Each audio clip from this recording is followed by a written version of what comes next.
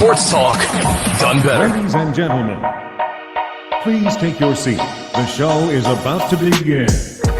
Presented by Front Yard Fantasy. I'm your host, Simon. Joined as always by my wildly handsome co-host, John Luke Garofalo.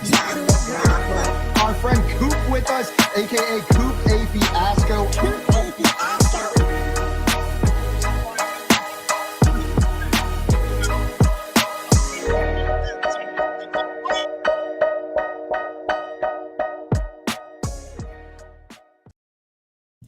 What's up, everyone? Good morning and welcome in to the Front Yard Fantasy Morning Show here on Bettor Sports Network.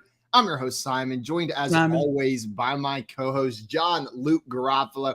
John Luke Garofalo. What up? JL.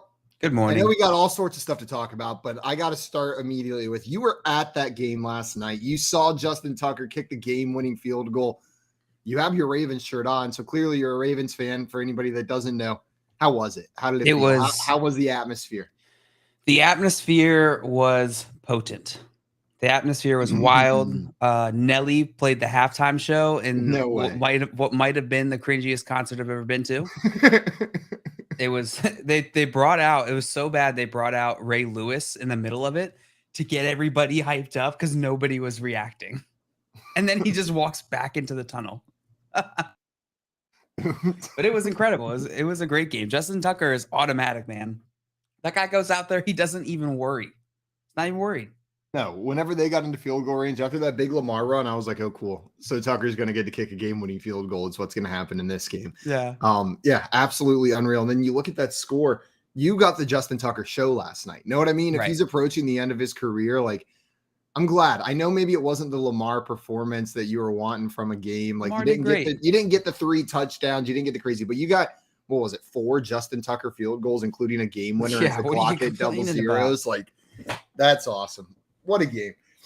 That's exciting that you got to be there for that. And the Ravens yet again continue doing what they do best. It doesn't matter if the opponent scores 15 points or 50 points. They are always just like, right in line. It's always a close game. Every time, and they pull out more than they lose, but that's such an exciting team to be a fan of. Honestly, I'm sitting there the whole game just knowing that that's going to be the outcome, knowing that it's going to come down to the final last minutes. Every single time. For some reason, you bringing up the Nelly halftime show reminded me, I forget what game it was. I think it was a Thanksgiving game, and the halftime performance was Andy Grammer out there singing like, nah, nah, honey, I'm good. I could have another, but like that song. That's the legal limit. I'd say less than the copyrighted amount, so we're good.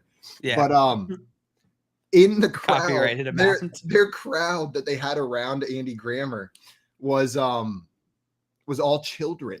So like on the field, they had like a bunch of like 6 to 10-year-olds. I don't know how old kids are, if we're being honest, but they were like young children just in the crowd, ages, like all separated. Like it was, I think it was still COVID pandemic time. So they just had like a bunch of children separated around his stage dancing to hit. It was the most uncomfortable halftime show I've ever seen. And it was on TV. I can't imagine how weird it was in person. Oh no. Did they have people out on the field for the Nelly show? He wasn't out on the field. He was like in the end. It was like a little stage area in one of the corner of one of the end zones. And he was in there. And then they had a bunch of people, I don't know where they came from. They just showed up who were around the stage, but they weren't reacting. So they had to just be like in a section and someone was like, hey, you got to go over here. Nelly's having a concert and we need people who look hype.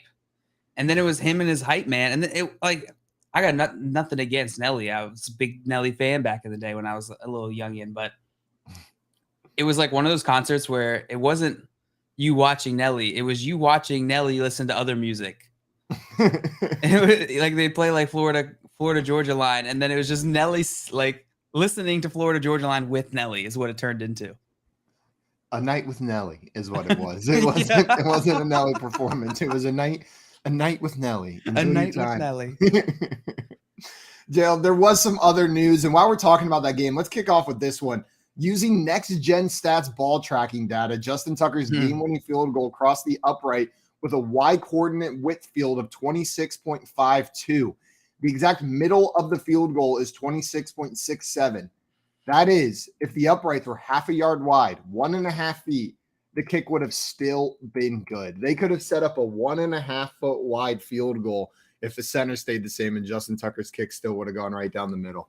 That's nuts. That's wild. That is so wild. Look, that's Tucker right here. From 46 yards away. That's insane. Like, I'm just thinking about from 46 yards away. That's how far it was, right? Yeah. No, was that the last one? Because he had a 53 or 55 yarder earlier in the game. Whatever, any of those numbers, 1.5 yards, like it doesn't matter. You can make that number 30 yards, and I'm still sitting there thinking like a 1.5 foot window that you have to kick the ball through. Insane, insanity. We got Craig in the chat saying, you guys are the best and good morning. No, you're the best and good morning. You are the best, sir. And Tommy's saying, what a game, Jay. What a game indeed. What a game indeed. Great job. Great job last night, Joe. What a game. Thanks. It was all me. What a game. The NFC East is a collective 14-6 so far this season, and 3 of the losses are to itself. This comes to you from Benjamin Solak. NFC East, we thought it was a joke of a division, but they're 14-6, 14-3 against all other divisions so far.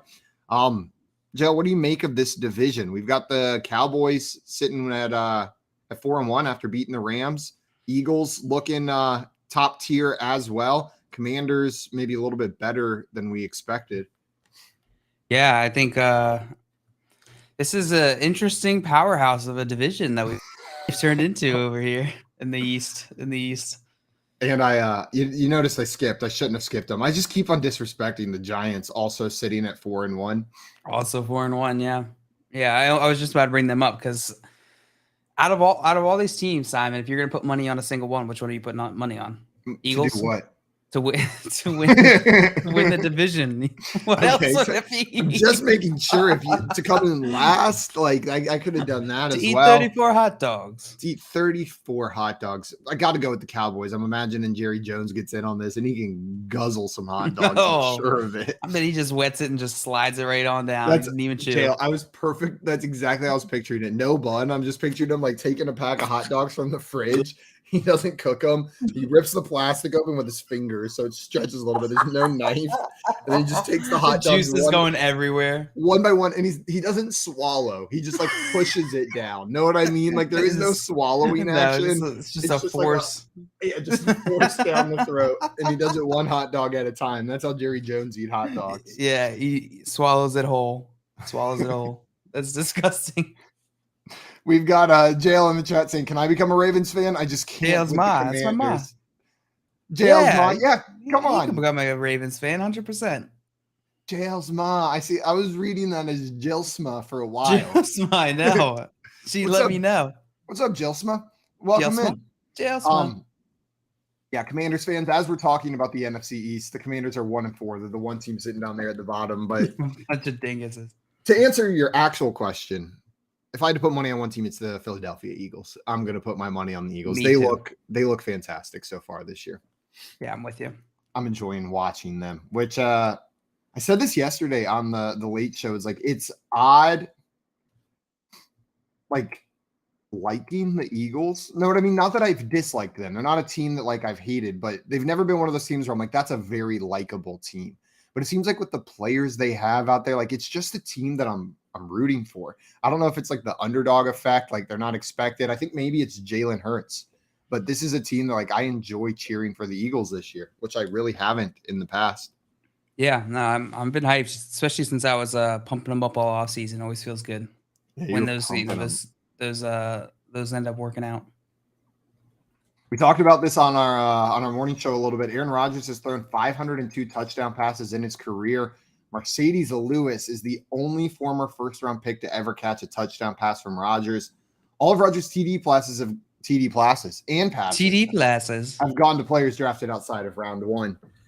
Yeah, they haven't done that dude any favors, but he's killed it anyways. But I think he's getting sick and tired of the way this offense is looking this year. We saw Randall Cobb with the 13 targets, and I think those were like 13 targets of pure frustration. Like 13 frustration targets. It was like, I know Randall Cobb can do something good. I've won games with Randall Cobb before, and it was just like a point of emphasis to like get the ball to Randall Cobb.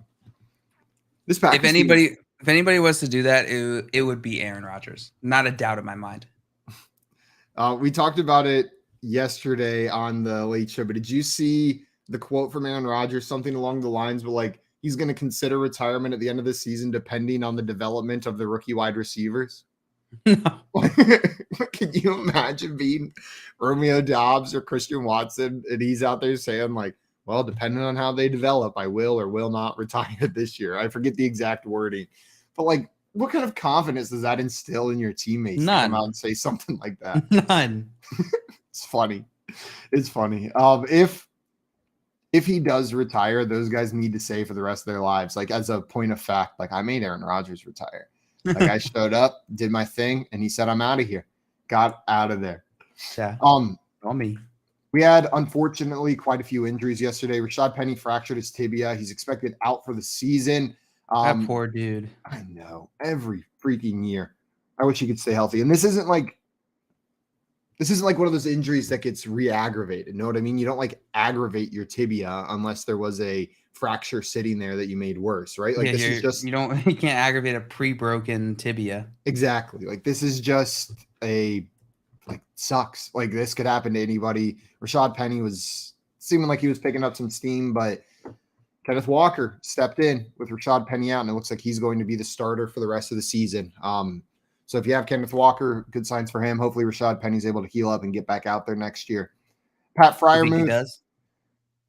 I don't know. I bet he gets back out there on the NFL field. I don't know if we'll ever see him as a starting running back again. Like I just don't know if we'll see him get a starting role. It was already just tough timing. They didn't renew his 5th-year option. And he was already, first-round draft pick, hadn't really produced up until end of last year. So I just think it's a timing thing. It's going to be tough. It's going to be very tough.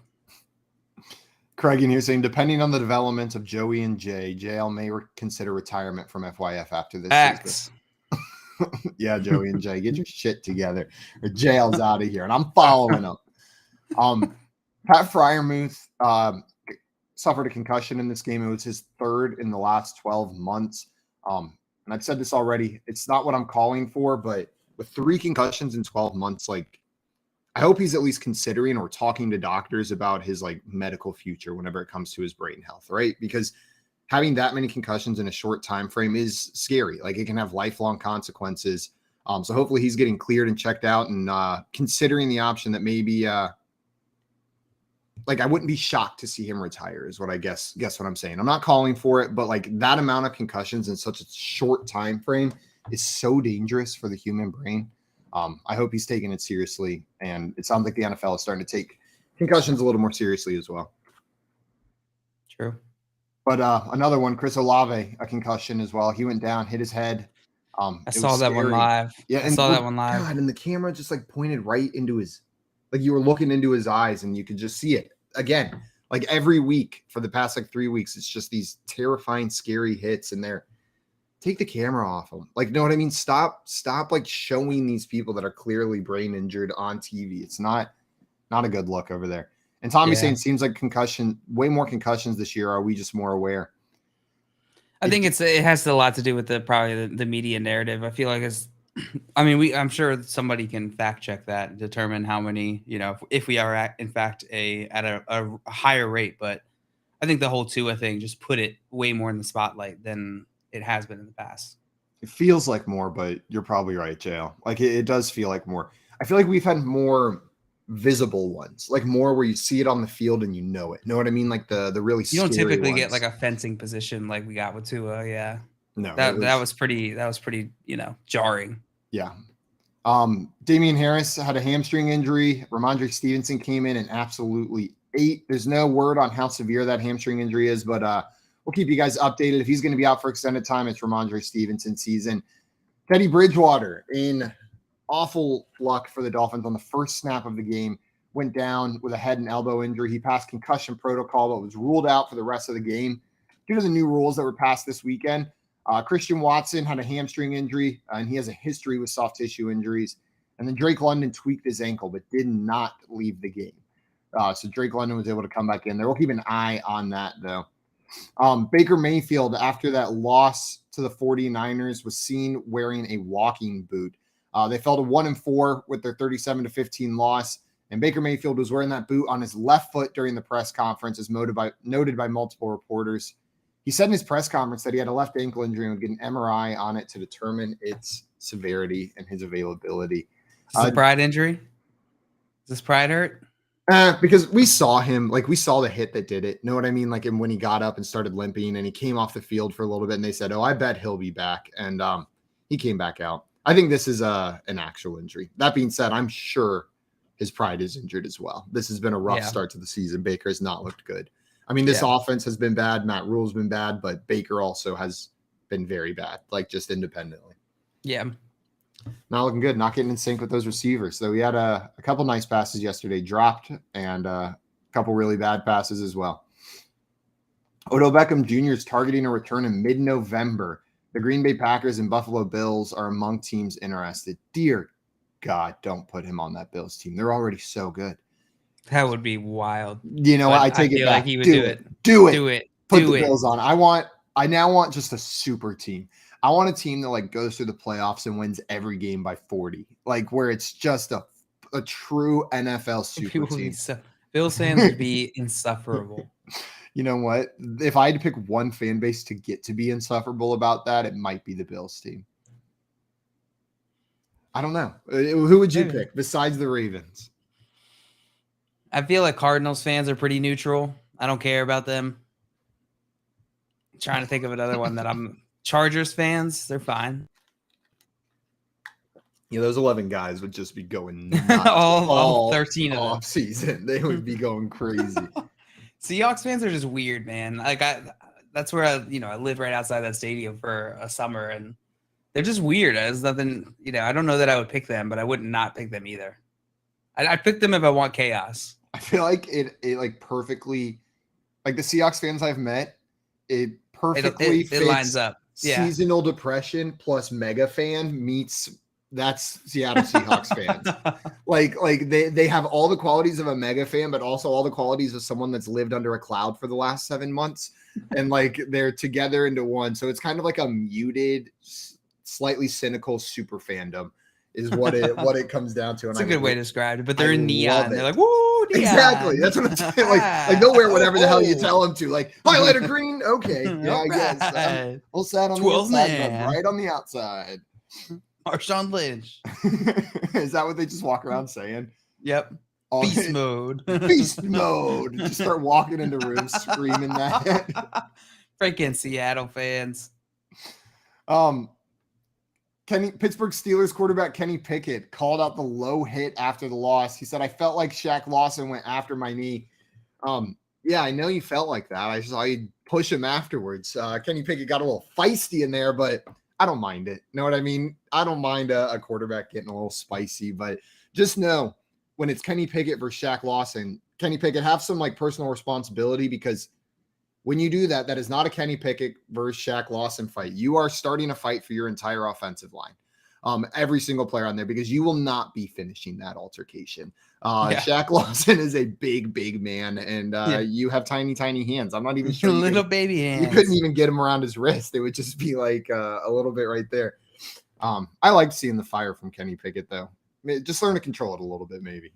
Don't pick those fights. And be better. He had a decent enough game. Know what I mean? Like he threw for over 300 yards. He had only one interception. Like it was fine. It was better than I expected from Kenny Pickett in his debut against the Buffalo Bulldozers. The Buffalo Bills. And if you switch the first letters, it's the Buffalo Bills. The Buffalo Bills. Can you even believe it? Buffalo Bills dozers. The Bills dozers? Yeah. The Cleveland Browns have acquired linebacker Deion Jones in a trade with the Atlanta Falcons, a source told ESPN on Sunday night. The teams agreed to swap late-round picks in the 2024 draft. Jones made the Pro Bowl in 2017, should help bolster Cleveland's linebacking core, which has struggled since losing Anthony Walker to a season-ending quad tear in Week 2. Yeah, they have struggled. Who's this guy? Oh! Ah! Well, howdy. I can't hear you. It takes a minute for his vocal cords to warm up is what happens over here. Testing. We hear you coming in loud and clear. Good morning, everyone. How are we doing? Good morning. What's up, Coop? Fantastic. We're talking some Deion James. How do you feel about him? Browns. Yeah, he just got traded. Or I said James, I meant Jones. He got traded from the Falcons to the Browns. Yes, they swapped late round picks over there. Yeah, well, that Browns defense needs to do something. This is a unit that was expected to be decent, and they've been absolutely terrible. So I guess they're making decent moves, doing something instead of just sticking with what they got. IDP news. What show is this? Front Yard Fantasy Morning Show. Welcome in. I remember that when we were talking with D.O. Ledbetter, our boy Jordan Loop, also an IDP guy, was interested in hearing what was going on with Deion Jones. Definitely some sort of off-field stuff was going on with him, right? Like he wasn't happy with his contract. So, new landing spot. Let's see what happens. Yeah. See what happens. Absolutely. Coop, I have to ask you something. You missed that first part of the show. And yesterday, also on our morning show, I got put in my place a little bit from by Scott Engel. And the reasoning was I talked about these Giants, and I'm in full-on disrespect mode. They're 4-1, but I just don't buy it that they're a good team. Scott Engel dropped some Bill Parcells on me and said, you are what your record says you are. And it's hard to argue with that. But what do you think about these New York Giants? The NFC East as a whole outperforming expectations. First of all, Scott Engel, legend. So Legend. Right there, kind of tough. You're going up against a brick wall there, dude. Dude, the Giants are 4-1. That is that is ridiculous. I mean, honestly, that tells me Daniel Jones is amazing. Like everyone knows that. Yeah, we need that from the start. Everyone knows that. Yeah, I don't know, man. I don't know. Like, okay, let's play a game right now. What do you think the Giants finish as? 4-1. 4-1. What's their final record? How many 4-13 left? Yeah, that's what but seriously though, seriously, I would guess I would say they go 4-13 before I say they go 16-1. Well, yeah, that would be wild. 100%. That would be truly wild that they did that. That's a safe no bet. wide receivers, dude. That's a JL hot take right there. Yeah, I don't know. Let's see what my preseason predictions were for the New York Giants. I've got it over here somewhere. My preseason predictions were 4-13, so it's still in play, baby. Still alive, dude. Yeah, I'm sticking with it. That's crazy. 4-13. I think they finished 9 and whatever. 9 and 8. I'll give them 17. And I'll give them the inverse. I'll give them 8 and 9. JL, you give them 9 and 8. I'll give them 8 and 9. This team could easily win 10 games. No, what's the rest of the schedule look like? My God, they got the Ravens next week. JL, you scared the 4-1 Giants coming to town, or maybe you're going to town. I'm not sure. There are only 6 losses in the entire NFC East right now. The wagon rolling into town. East. Yeah, the Giant wagon rolling up. Dude, they play the Texans, Lions. I mean, this team could win some more games. This team could win some more games. I loved the Saquon Barkley interview afterwards. He was like, "What are your expectations for this team?" And it was very clear the reporter was asking, "This team's supposed to suck. How the hell are you 4-1?" Like that was basically what they said, but they just mixed it around. And Saquon wasn't shy about it. He was like, "Yeah, we're real gritty. Like this is a real gritty team," is the word that he used. Full of gritty players. Like, of course we can pull these wins out. I love how the AFC West, we all thought those teams would be amazing, and most of those teams have 1 win, 2, 3. Like the Raiders are 1-3. And then the NFC East, Eagles are undefeated, right? 2 4-1 teams. Cowboys are winning. Cowboys are 4-1. Yeah, ridiculous, dude. That's football, baby. Dude, the Commanders are really bringing down the division. Losers. Carson Wentz. Oh, also, I realized it's not. I mistook who my quarterback mortal enemy was. I think Coop. And because he threw a pass this weekend, I think it qualifies. We can put him back in that conversation, and that's Taysom Hill. Taysom Hill. That's my mortal enemy. So annoying, dude. Because it's people are like, where do you rank him among tight ends? I'm like, well, he has 2 receiving yards on the season. so let me check my spreadsheet, see where he's going to be ranked. He has 1 target. I'm just I don't know, man. I really don't know. But honestly, you got to – now I'm going to start considering him. It's my rankings go like this, to be honest. It goes high floor, high ceiling tight ends. And then I go medium floor, like medium or low floor, high ceiling. That's why I always have like the guys like Waller and all those guys ranked ahead of Higbee and Tyler Conklin, because I skip those like medium ceiling guys. Then it goes medium ceiling guys.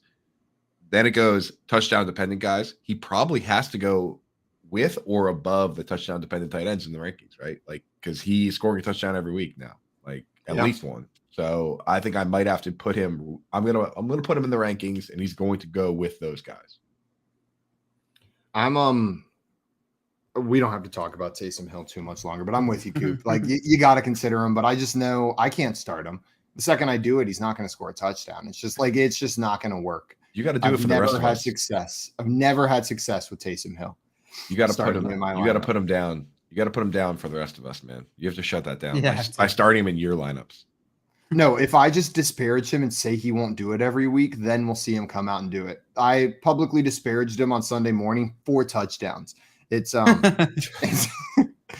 half PPR. Here's his game logs. Week 1, 14.8 points. Week 2, 1.4 points. Week 3, nothing. Week 4, 8.1 points. Week 5, 34.08 points. Dude, I don't know why you have to say half PPR. He has 0 receptions. It's the same score in every format. Yeah, right? Like he has 1 reception for 2 yards. Like it's the same score every format. Out of control. So true. He's 32 years old. Man, I didn't know he's so old. Dude, he is unicorn, that fella. Only been in the league for 5 years. So he came in at 27. He's an old 32. I guess. Basically Adam Thielen. He's like Wes Welker. Didn't play. He's like other old guys. Didn't play till he was 27. He's like my grandfather if he was in the NFL and alive. That's who he's like. Oh. Just like that. Yeah, I don't know, man. That guy drives me nuts. Just a good football player. What are you gonna do? What are you gonna do? Everyone watching, we got some exciting news for today. At 11 a.m. Eastern time today, we are giving away a full-size authentic NFL helmet autographed by New York Giants legend Lawrence Taylor later today on Bettor Sports Network. During Moose and Keith this morning at 11 Eastern time is when we're going to be giving it away. So make sure you're listening in for your chance to win. To be eligible, all you need to do is download the free Bettor Sports Network app, listen live today at 11, and smash that fun button. Smash. Right now, you're listening to the Front Yard Fantasy Morning Show here on Bettor Sports Network. Bettor Sports Network. It's sports talk done better. You can't be happy if you're a fan of Denver right now. I know they're 2-1. They look horrendous, man. Well, how about this player? I almost put him in, and then last second took him out, figured I'd give him another week. What about Javonte Williams? Would he be a trend down type of player at this point? He's still getting the carries. He's running all right. He's just not scoring. That's the problem. And the big thing is when you look at his production from a total basis, 11 passes week 1? It was a lot. I think you stay the course with him. I know, again, people are so frustrated. Guys, why are you surprised, man? We all know Javonte Williams is the best player in that backfield. It's clear. But people who play fantasy need to understand and I said this before the year, there are certain players that coaches love. Melvin Gordon is one of those players. Is he as dynamic, explosive? No. But he does a lot of the little things that coaches love. Those guys are going to get their touches. You have to understand that. So should Javonte Williams be the main back? Yeah. And we've started to see it shift a little bit. I know you're frustrated because Gordon got the touchdown, but I don't know why you're surprised by this. They told you this before the year. It was more like 50-50 last year. It's not now. You can't sit here and complain about it. Like, you act like this came out of nowhere. I can't believe Melvin Gordon is playing snaps. You're not talking about me, are you? No. Anyone who is sitting there and is just stunned that Javonte Williams is not getting, like, all these snaps. Now, could it get better as the season goes along and they start to go, you know what? Javonte's more explosive. We need him on the field now. I mean, they're 2-1, okay? So that's the problem with some of these teams that win games. They think, oh, we won, so everything is good. But let's look at the snaps. So Javonte Williams played 33. Melvin Gordon played 28. The biggest problem is Mike Boone played 14. That I don't get. Javonte Williams and Gordon each ran 13 routes. Boone, 11. 5 targets for Williams, 6 for Melvin Gordon. Javonte had 15 carries, Gordon 12. Javonte Williams had 20 looks. So he had 15 carries, 5 targets, and he caught 3 passes. So he had 18 touches. You're going to complain about a running back getting 18 touches? Come on, man. He's better than Melvin Gordon, no doubt. But Javonte's not getting 35 touches. They had the ball a lot last night. Does it suck that they took him out near the goal line? Absolutely. Straight eye formation. They hand it up to Gordon, running left. Gordon into the end zone. Touchdown, Denver. This is not anything shocking here. The Playbook with Fensty and Ronis, presented by FantasyAlarm.com.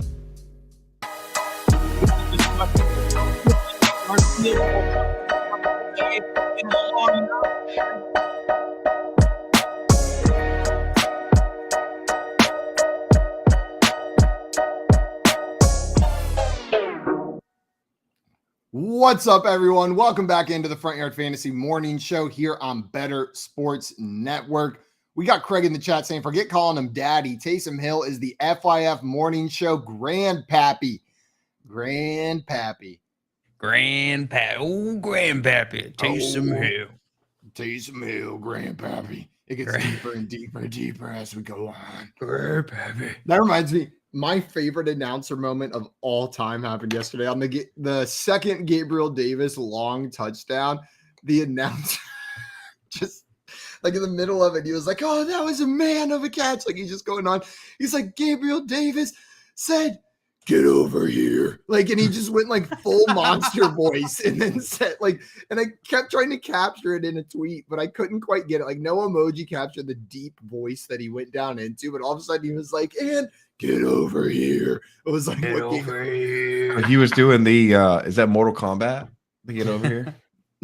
What Like is it? Scorpion. I think you might be doing the Scorpion from Mortal Kombat. Get over here. Whatever it was awesome. It was so great in that moment.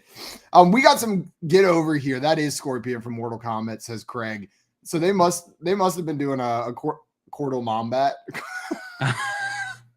Cordal Mombat. Yeah. Portal The Portal Wombat. Portal Bombat. Can you imagine what Bombastic. if Mortal Mombat was a game? It was like Mortal Kombat, but it was all just like mom stereotypes. Like you've got like the soccer mom, the disheveled mom at the park of 5 kids. You've got like the business mom who like beat you with her stilettos, like Scorpion mom. Scorpion mom. Yeah, you're of course the stereotype. Naturally. The assassin mother. Yeah, that's one that we always have. Albert say, was that Tony Romo? Was that Tony Romo? I don't know. I can't remember who it was. I bet it was Tony Romo. That sounds very Romo-esque. Also, good morning, Albert. And Tommy saying that was Romo. Yeah, 100% that was Romo. Nice call on that one, Albert. Dude, Romo would be such a Mortal Kombat bro. A Cordal Mombat bro. Oh, he would play the heck out of some Cordal Mombat. Three for 171 and 2 touchdowns. Like Tony Romo? Yeah, Tony Romo. This weekend. That's incredible. He's back, baby. He's back. Who was 3 for 171 and 2 touchdowns? Gabriel Davis. 57 yards of reception. Classic. That's insane. That's truly Classic insane. college stat line, right? That's Gabriel Davis though, right? Like that's what I see people saying like he's back. Like he's back. No, he never left, like except when he was injured. Then he did leave. But like in that case, yes, he did leave. This is just as much a Gabriel Davis game as 2 targets, 0 catches, 0 points is a Gabriel Davis game in my mind. That's not taken away from him. He will probably finish the season very well as a wide receiver too. And if he's on my fantasy teams, I'm starting him every single week because he can do this. You're not going to get this every week though. You're going to get some stinkers. Coop, you agree, or you think maybe we'll see more consistency from him? Especially with Isaiah McKenzie going on or being injured. I think he's the best ball legend, probably in the new Adam Thielen, or the young Adam Thielen plus, right? I mean, you look at the game log, it's like just 2 weeks ago, he had 6 for, this week he had 6 targets, caught 3 of them, had 171 yards and 2 touchdowns. A couple weeks ago, he had 6 targets, caught 3 of them, had 37 yards. Right? He played 96. 5.2 fantasy points. Yeah, like that's this guy. I mean, but now that he's done it, now that he showed you what he could do, he's already showed you what he could do the first week when he had 4 for 88 and a touchdown. So you have to give him in your lineup, right? You just bite that bullet and hope that he has a game like this, because at any given time he can score 2 touchdowns. He's that guy. God, and those passes from Josh Allen, like Too good. Hot pasta. God, he's so good. I was watching that game just like if I were to get aroused by football, it would be watching this man play. Like it was just beautiful watching him in the first half. Like it was so much fun seeing a quarterback play like that. 350 yards passing in the first half. It was absurd. And then some of those long passes to Gabriel Davis were just freaking dimes, like perfectly placed. That second one especially. Josh Allen said, "What do you mean if?" Tommy had a fun Sunday. I wish the Steelers would just be better, dude. Like, come on, because that could have been an all-time game for Josh Allen, but they didn't need to keep doing it. You know, for the first time in my life, I started cheering for the Steelers around like the end of the second quarter. I was like, okay, do something. Why wouldn't you? Yeah. Poking him with a stick. It's like that meme where it's like the dude poking it with a stick. It's like, do something. Do something. You guys know Gabe Davis is only 23 years old? My God. Yeah. That's pretty young. Man. That's young. Man, I feel like it was just yesterday where like I was the same age as most of these NFL players like, coming out now, and like these people coming out, and I'm like, oh God. Now I'm like a full college 4 years. I'm retired. Thank God for Tom Brady, dude. Right? Tom Brady keeping us all young over here. I'm like, I still got it. Keeping us humble. I still got it. I'm not that guy. Like we're old enough that even if we were NFL players, like let's make it an upside down world, we probably wouldn't be anymore. Know what I mean? Like we're of the age where most Von Dix is still there, right? But most players, I feel like, don't make it to age 28, 29. He'll be Randall Cobb out. Randall Cobb, dude. I'd be freaking a fullback probably. That's you'd be Kyle Juszczyk. I'd be the Ricard. You'd be Patrick Ricard. Yeah, Patrick Ricard. Patrick Ricard, way too good, dude. He's so good. You'd be like you'd be like Jakob Johnson. I don't know who that is. He's on the Raiders. Coop, if you could play any position, what would it be? Like you have the skill set, you get to play a position. What looks like the most fun to you? I mean, most fun or least contact. Don't pick tight end. Take into account whatever. Don't pick tight end. Don't do it. Punter for sure, dude. Because worst case with punter, people are like, oh man, you know, like with and you're not. There's not a whole lot of. He said worst cases, people are like, oh man. Can't really be that disappointed. It's not like a field goal, right? Like no one ever had a game losing punt, really. Yeah. You know, except for the Giants and the Miracle of the Meadowlands. But I mean, that was still a pretty good punt, right? So like, you know, like that's a nice one. You go out there, you know, you can only blow it so bad, right? You have a bad punt, never lasts for like 1 second. Or I guess you butt punt your teammate. That could be the worst case scenario.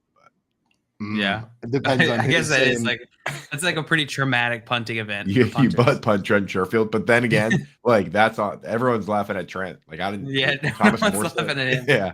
And maybe your relationship with Trent grew a little bit that day. You know what I mean? Like maybe this is. Maybe it got worse. Maybe it got worse. Yeah, maybe probably worse. It's going to go one of two ways, right? You kick a football up someone's butthole. It's going to either increase that relationship or really decrease it. Like you're either going to get a lot closer or a lot more contentious. What position? What position would you guys pick? Because I just picked like a no pressure $1 million job. Yeah.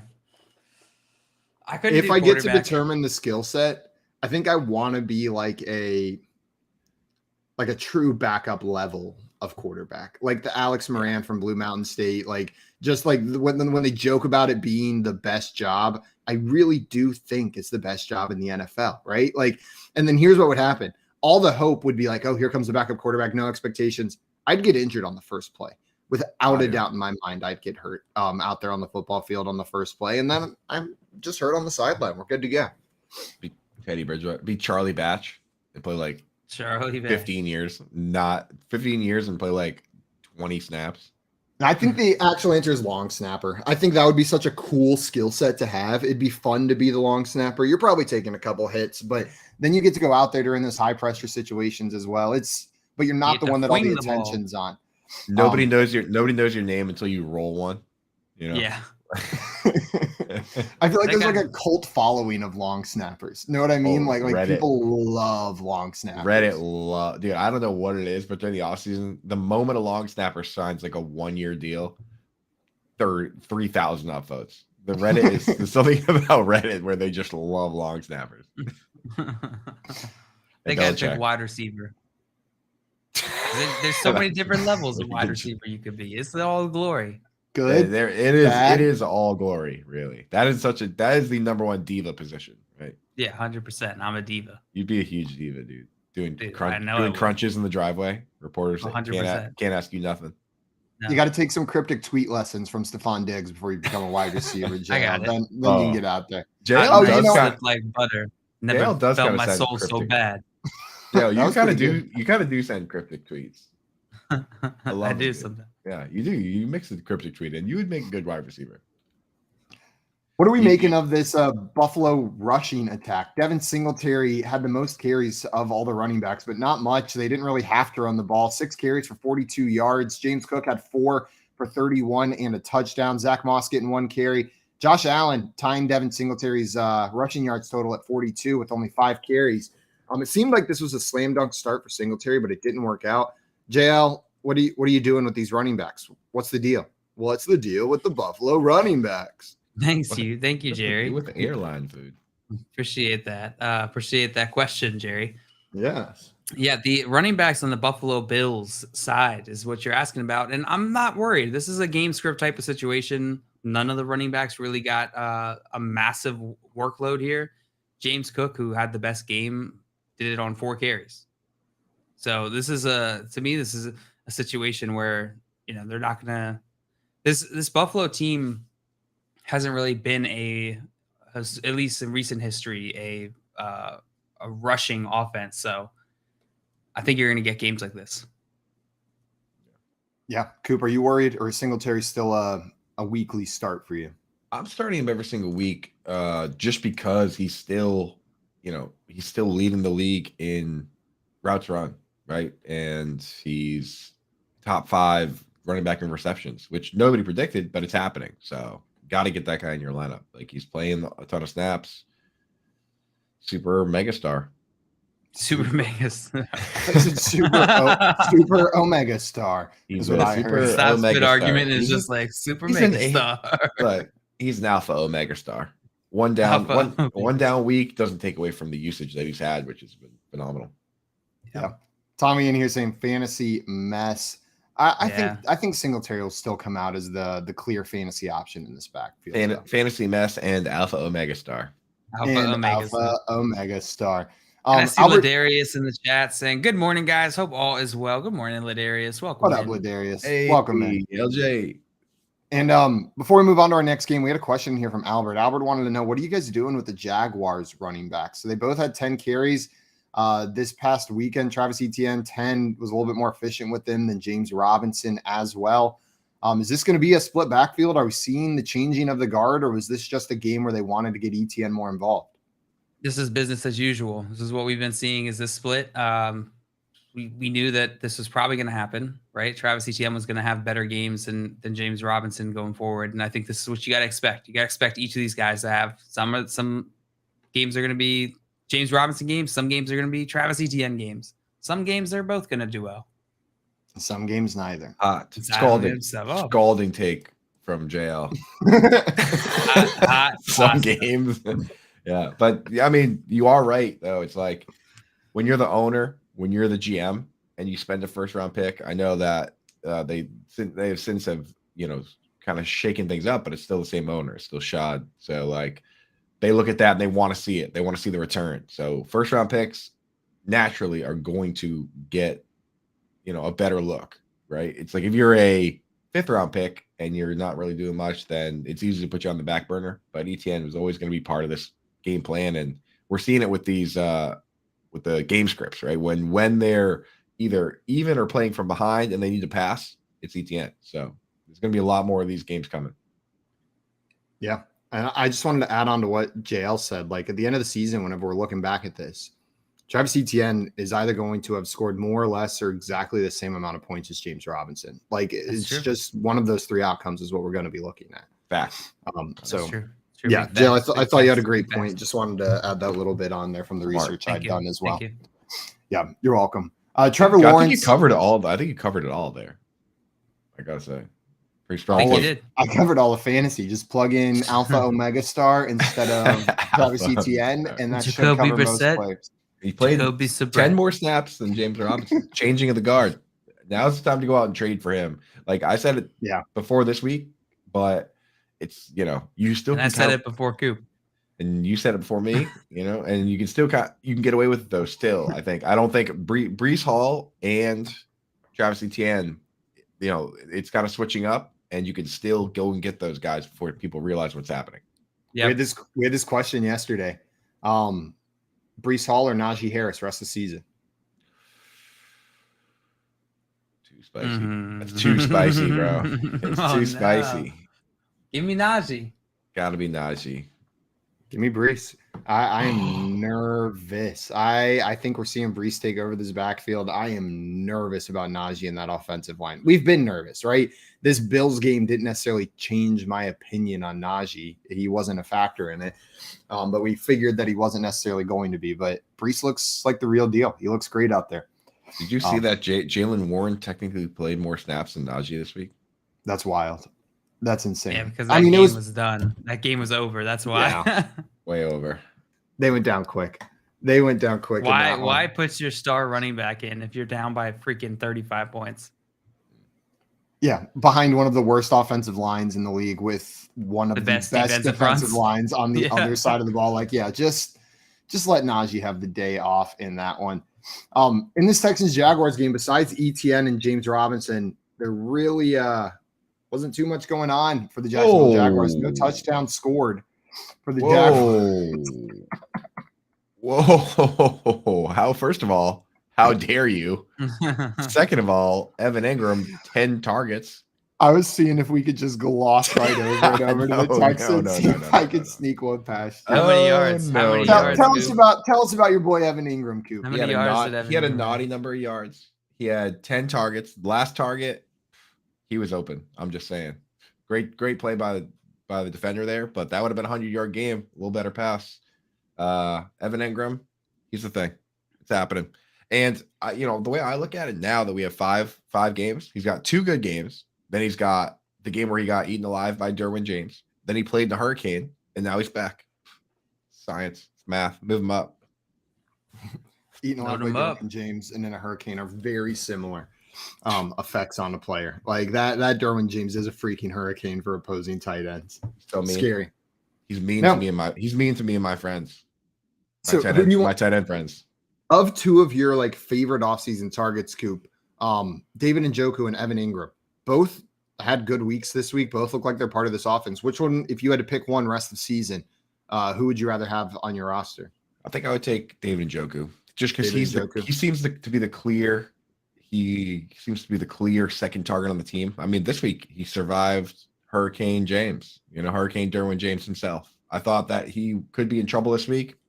6 targets, not too bad, but he caught all of them. So Njoku is he's live right now. If he can catch 6 targets against this team, right, against the Derwin James and the Chargers, then you got to give him your lineup wherever you have him.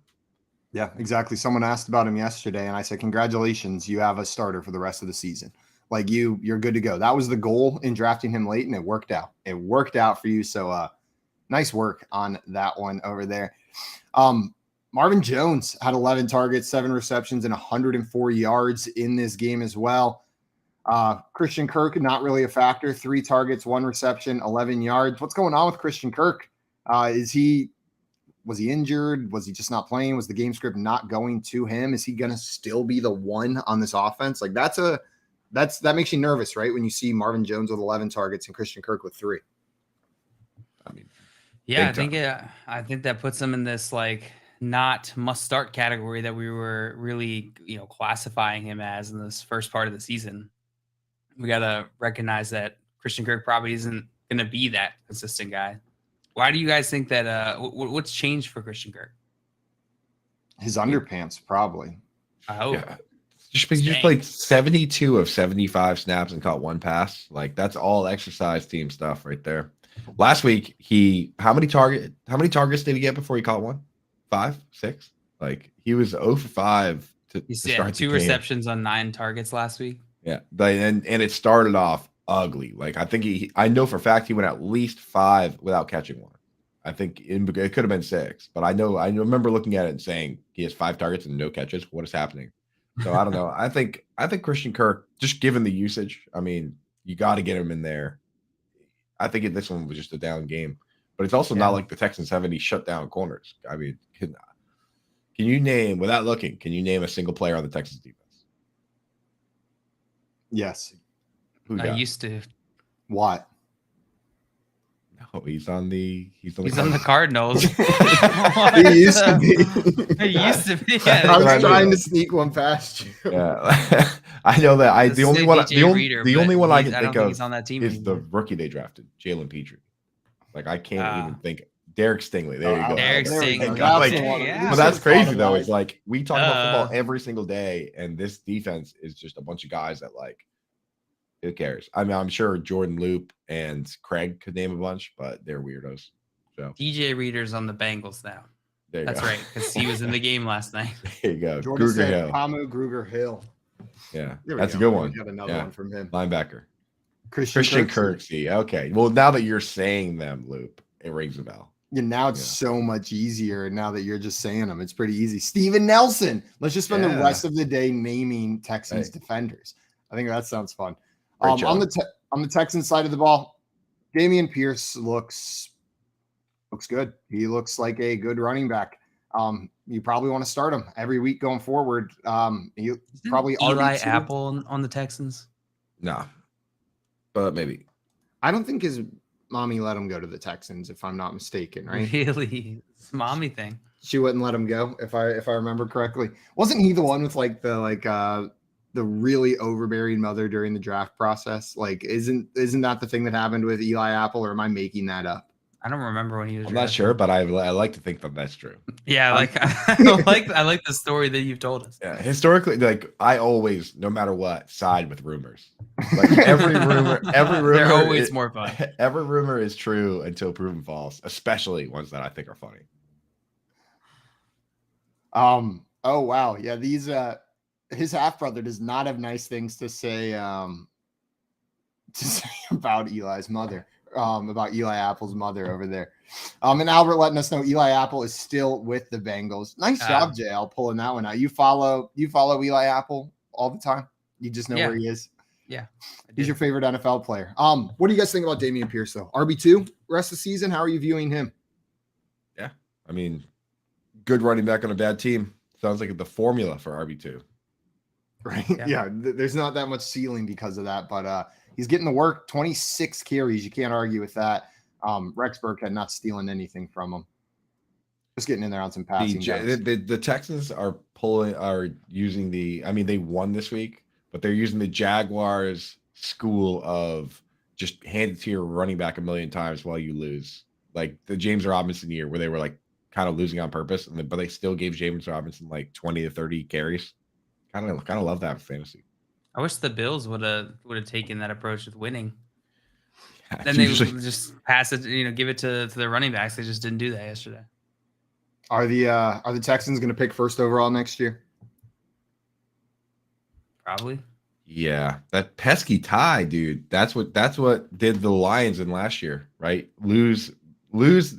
They won the fewest games, but that tie is the reason they had the second pick instead of the first. So it could come down to that stupid tie. Yeah, absolutely. The Raider. Hey, Tommy, the Raiders are going to get the first pick. Sucker. No, they're not. How you like them tomatoes? The worst part is they're going to miss the playoffs and get like the 11th pick. They're playing the Chiefs this week. The Raiders about to be 1-4, and the Giants are 4-1. Sorry, I can't tell if he's saying he's dead with those emojis or if he's doing a go Raiders with those emojis. Maybe it could be both. I think the middle one is the go Raiders, but the other two are dead.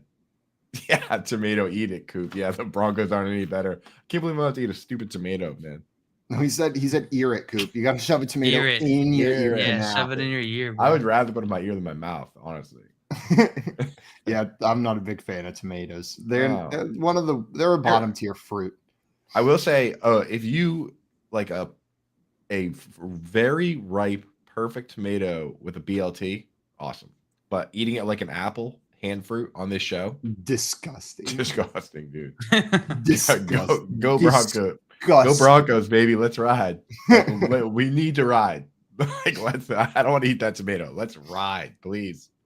We had a question in here from Mark. Mark wanted to know, do you think Jamar Chase will become the top 4 receiver that I drafted? So a little bit disappointing so far. JL, what are you thinking about Jamar Chase after 5 weeks?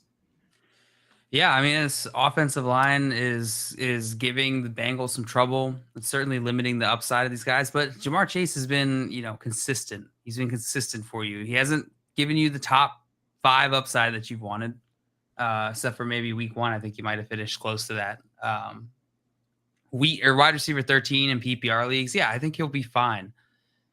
You're always going to get fluctuations with wide receivers, and I don't draft wide receivers based off of where I think they're going to finish, but you're drafting based off the probability of their likelihood they're going to produce for you. So Jamar Chase, I think he'll continue to be the guy that you're looking for. Yeah, I'm not mad at top 12 after 4 weeks or 5 weeks, right? Like he's still a top 12 wide receiver, and he has the upside to go up there. It depends on the format. I'm looking at PPR. He's number 12 right now. I'm 13 in PPR. Guess what percentage of snaps he played this week? What percent? Take a guess. 100. I was at the game. I don't know, like 90. You lose. It was 100. It was 100. Damn. JL 0 points. Simon all the points. Super Omega Alpha Star. And when Super Omega Zeta Star. And if I think T Higgins being out there helps him, because then you can't just key on him. So I think when Higgins gets back, it's going to be back to business as usual. Yeah, it makes sense. He wasn't even in there. He was there. He just didn't get targeted and see him once. Higgins only played he definitely got banged up there because he didn't play much. Oh, did he? Yeah, I think he only played like 10 snaps. I've been looking for the info on what happened there. Anyone in the chat knows. But yeah, you look like 10 snaps. Yes, big old skunk for ankle injury. Yeah, absolutely. Guys, coming up, we're going to keep on breaking down these week 5 live. I forgot what week it was. Week 5 games for you. We're going to play a little bit of Fantasy Detective, preview some Monday Night Football. And then our friend Juan Carlos Blanco is coming on the show a little bit later today as well to talk some Monday Night Football. You're listening to the Front Yard Fantasy Morning Show here on Bettor Sports Network.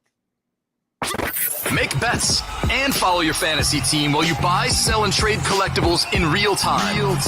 Only on Bettor Sports Network. Surely. Kickers never retire, I think. They just continue playing for all eternity. Like, there's only ever been 30 NFL kickers. Yeah, they're always readily available too. It seems like, you know what I mean. Like they just get called up. They're like, you kicked for us 10 years ago, right? Why don't you run it back? Let's run. I imagine every single kicker that gets the call is on a high school football field somewhere, just practicing field goals after hours. Like it's like 9 p.m. and they're out there just at the local high school kicking field goals, and the phone rings. They get the call and they're like, "Yeah, I'm ready. I've been practicing for this." I have an amazing kicker story. If you guys have a second. I got a couple. The number 1 all-time field goal kicker is Adam Vinatieri. The next 2 guys are Morton and Gary Anderson, right? Gary Anderson was a dude from like South Africa that just played rugby and soccer. He just could absolutely boot the ball, right? They bring him over and he does like a tryout and he's just absolutely crushing the ball. And all these colleges are like, dude, we want you to come kick field goals for us. And he goes, I don't even want to play football. He goes, I want to play soccer. He goes, I want to play soccer. He goes, so if I can come to your school and play soccer, I'll also, in the fall, I'll kick for the football team. And Syracuse was like, yeah, sure, whatever. Like, you're on the soccer team. Like, come on. And he went to Syracuse to play soccer, but also kick field goals. And then he ended up being a top 3 point scorer in the NFL all the time. That's ridiculous. And his answer to recruiters was, I don't want to play football. I'll do it in my spare time. Yeah. He's like, you got a spot for me on the soccer team. Syracuse is like, yeah, we got a spot for you. We don't even care about our soccer team. We don't even care. We totally have that spot. Right? They had to like cobble together a soccer team. This guy's the captain. Oh my God. It's like Accepted, the movie, but they just like had to throw together a whole fake soccer team. Somehow they still got Justin Long. Right, yeah. Like Adam Sandler's the coach. And dude, imagine they win the national championship. Like, that's a movie, dog. Yeah. Boom! Boom! Someone call up Disney. Yeah, we just wrote a movie for you, Disney. This has Disney sports movie written all over. I'm borderline crying right here just thinking about this movie right now. Dude, the story gets even crazier. Like I should have looked it up again, but like it was like a high school coach that went and found him, and then that high school coach ended up being somebody crazy famous that like coached for the Rams. Stay tuned for sports. Talk about your picks, your fantasy teams, and your sports collectibles on Bettor Sports Network.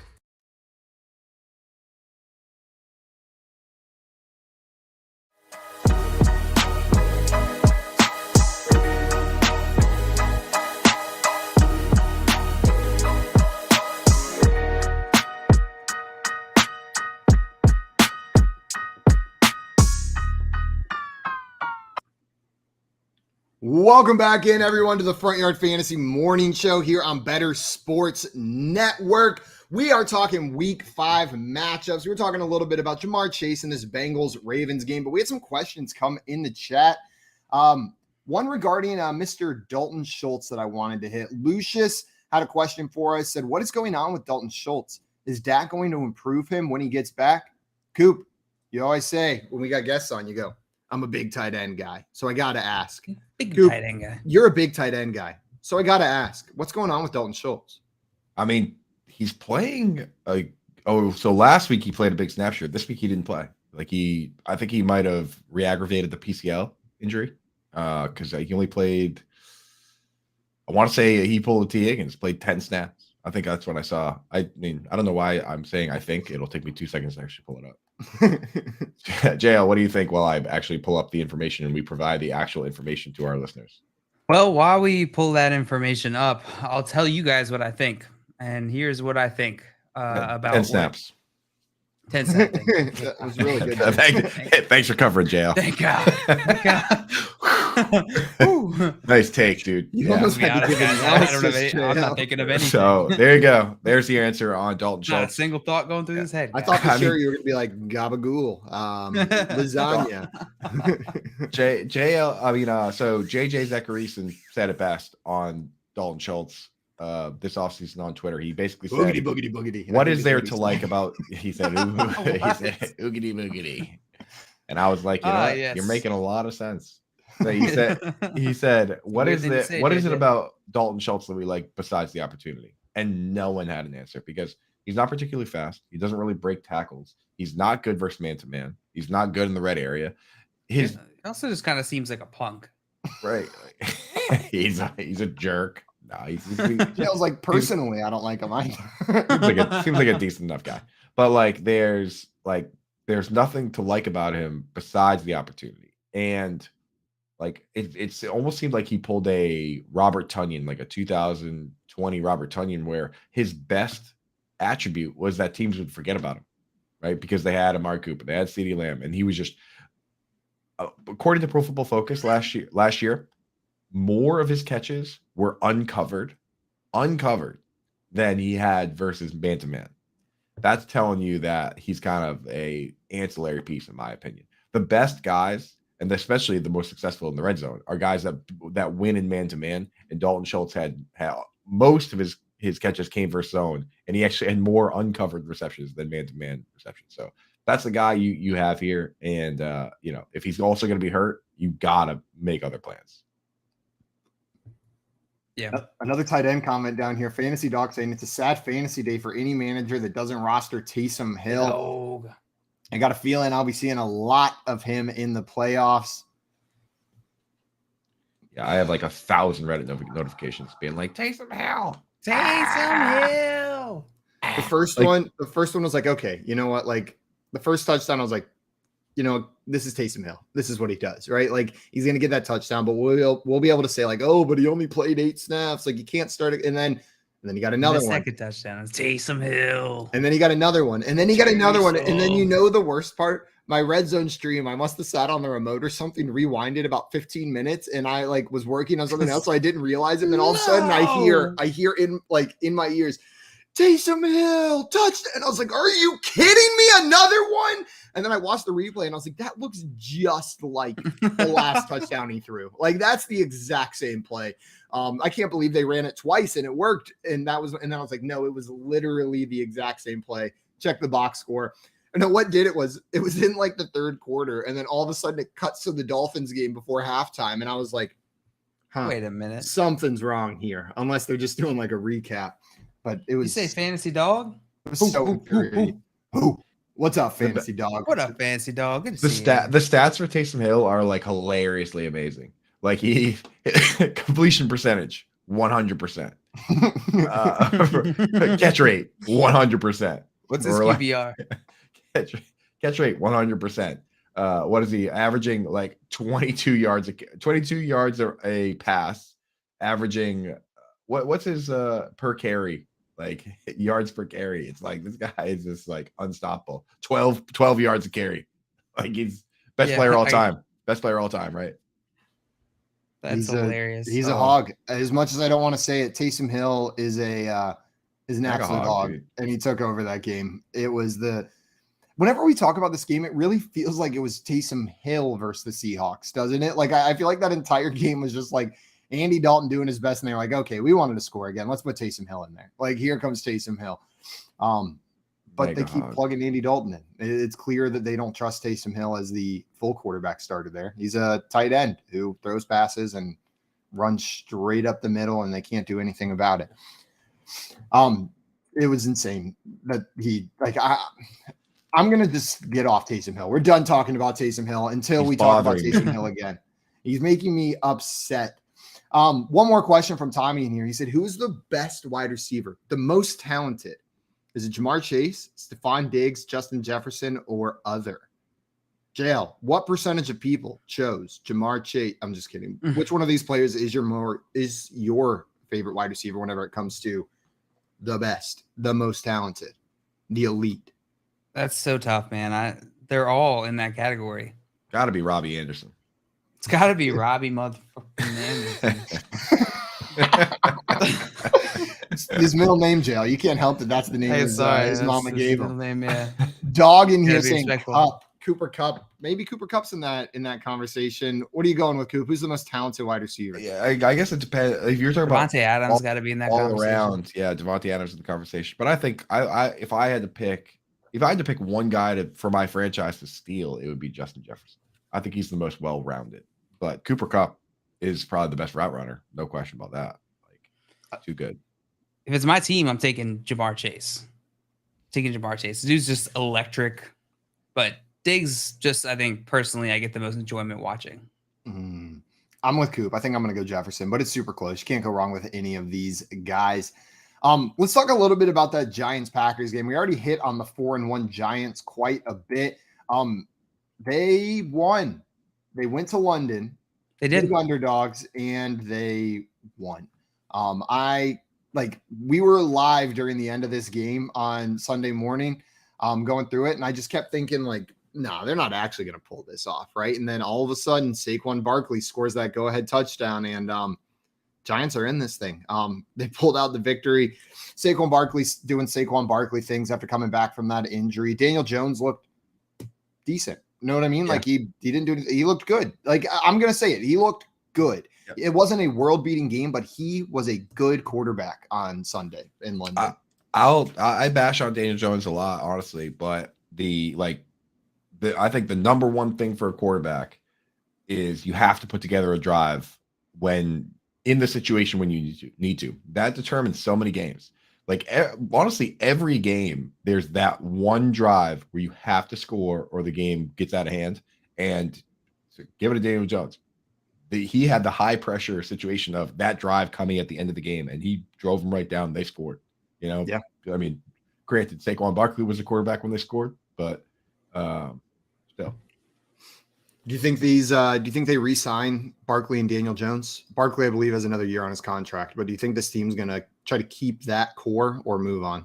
Isn't this the fifth year option year for Barkley? I think this might be. Is this the fifth year option? I think they drafted him the same. They didn't pick up the 5th year option on Jones, and they did on Barkley. So yeah, this is the last year for Barkley. if it were me, I would sign Barkley and I would not sign Jones. What do you think, Joe? Yeah, I would do the same thing. I think Barkley is instrumental to this team. I mean, I don't know though. They might be in 25. The way that their draft is going. Or I'm sorry, the way that their season is going. I don't know that they're going to be in a great position to get a quarterback in the draft. So they might need to re-sign Daniel Jones. I don't know. Very true. They could get one of those second-tier quarterbacks. They could pick up DJ Uiagalelei in the second or third round and still have major problems with their Cooper Rush. They'll just have a beefier Daniel Jones behind the line is what DJ is. He's got give Dable DJ though, and that might be interesting.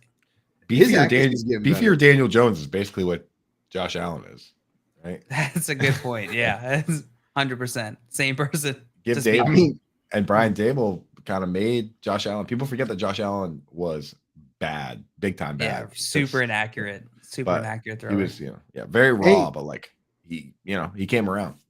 You guys are getting me excited about a possibility of Dable with DJ Uiagalelei. Like the problems that Uiagalelei has, I feel like are what Dable fixed with Josh Allen. And he's 6'4", 236. Like he's a big dude, and when you watch him play, like he drags players with him. Yeah, quarterback for Clemson. Talking unbiased take. I'm sitting here saying he's a flawed prospect. Like he should not be a first, probably not a second round pick. But the idea of a coach like Dable getting to work with him is exciting as a Clemson fan and as an NFL fan right there. And Dustin said, how about they sign Tyler naturally Huntley? as a fantasy analyst that has to talk about these players, naturally I root against guys like that because I don't want to have to figure out how to say his name. That's fair. Say it one more time. Uiagalelei. Uiagalelei. There's no N. There's no N, but it's like Tua Tagovailoa, where like there is that N sound, even though there isn't an N. There's no N. Uiagalelei. Did I say it right? Uiagalelei. All right, now I'm rooting for him now that I know how to say it right. And now you get to impress everybody. Yeah, now I'm in. All right, huge. I just love the announcers in every game. You could tell practice so much because they're so, as soon as they say it, they're so careful every time. DJ, real name, fake name. DJ's probably his real name. I mean, I assume it's short for something, but it's probably his real name. David John.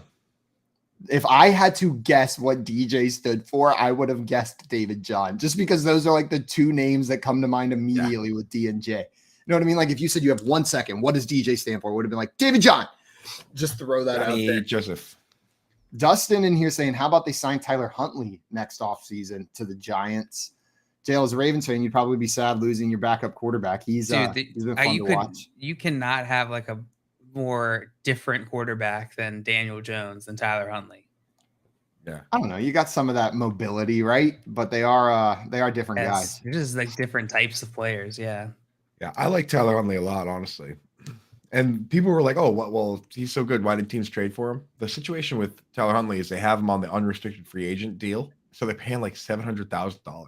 So he's the easiest, cheapest backup. And when he walks, when someone does sign him next year in free agency, the Ravens are going to get a third round compensatory pick probably, or fourth round. So like anyone that wanted Tyler Huntley that actually was going to trade for him, they had to trade a first or second round pick for him because they're going to get that pick. No team. Yeah, it would be sad. Since they came up with the compensatory picks, no team has gotten more compensatory picks than the Ravens, and it's like not even close. The Ravens are like the masters of the comp pick.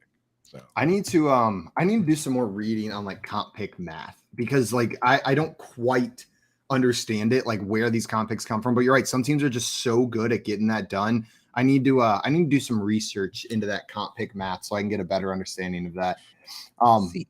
Adam in the chat said, "Morning, boys." Morning, Adam. How you doing? Adam, what a dog. Adam had a question for us too. He said, "Hey guys, should I keep Trevor Lawrence as my starter this week or try to pick up someone like Carson Wentz, Jimmy G, or Zach Wilson?" JL, you rolling with TLR? Or are you going with one of those guys? Let me pull up their matchups real quick. Get it up, JL. Matchups time. Week 6 matchups. Carson Wentz is playing. Ooh, is Carson Wentz on? No, Carson Wentz is playing Chicago. That's our Thursday night matchup. That's fun. Jimmy G has the Atlanta Falcons, which is pretty nice. Zach Wilson has Green Bay, which is neutral. And Trevor Lawrence has Indianapolis Colts. Ooh, Jacksonville going to whoop up on the Colts again? Whoopa. Oh, Matt Ryan's going to be so mad that he's going to come out there and so do mad. about what he did last time because the offensive line situation hasn't changed. I think I'd go Jimmy G or Trevor Lawrence. I'm pretty sure I'm going to have these guys pretty close in my rankings this week. So fine either way. If you're going to have to pick up Jimmy G, I'd just roll with Trevor probably. Jimmy G could throw 5 touchdowns in the next 5 straight games, and I would still be like, ugh, I have to start Jimmy G. Yeah. Like, yeah. You know what I mean? Like he just perfectly described right.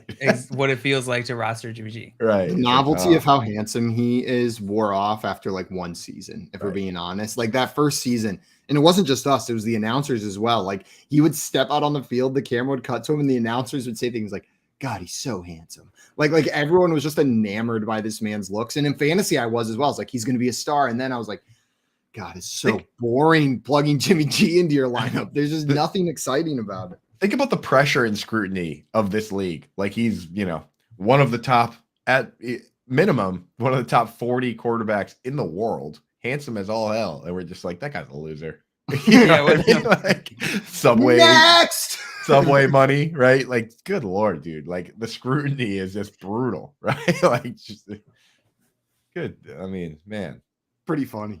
Yeah, B Kings in here say good morning, FYF. Good morning, B Kings. What up, B Kings? Morning, King. Let's talk a little bit about that Chargers Browns game. Another game from the 1 p.m. slate as we're moving past the Green Bay New York Giants game. The Chargers ended up winning this one 30-28. And before we talk fantasy, before we talk any of the players, I did want to bring up the Brandon Staley analytics call in the fourth quarter. Did you guys see this? The Chargers are up 2. They're in their own territory, like on their own half of the field. Around a minute left in the game. It's 4th down and 2. And they went for it. They went for it on 4th down with a pass play to Mike Williams. Didn't get it. Turned the ball over on their own side of the field. Like borderline in field goal territory already when the Browns only need a field goal to win the game.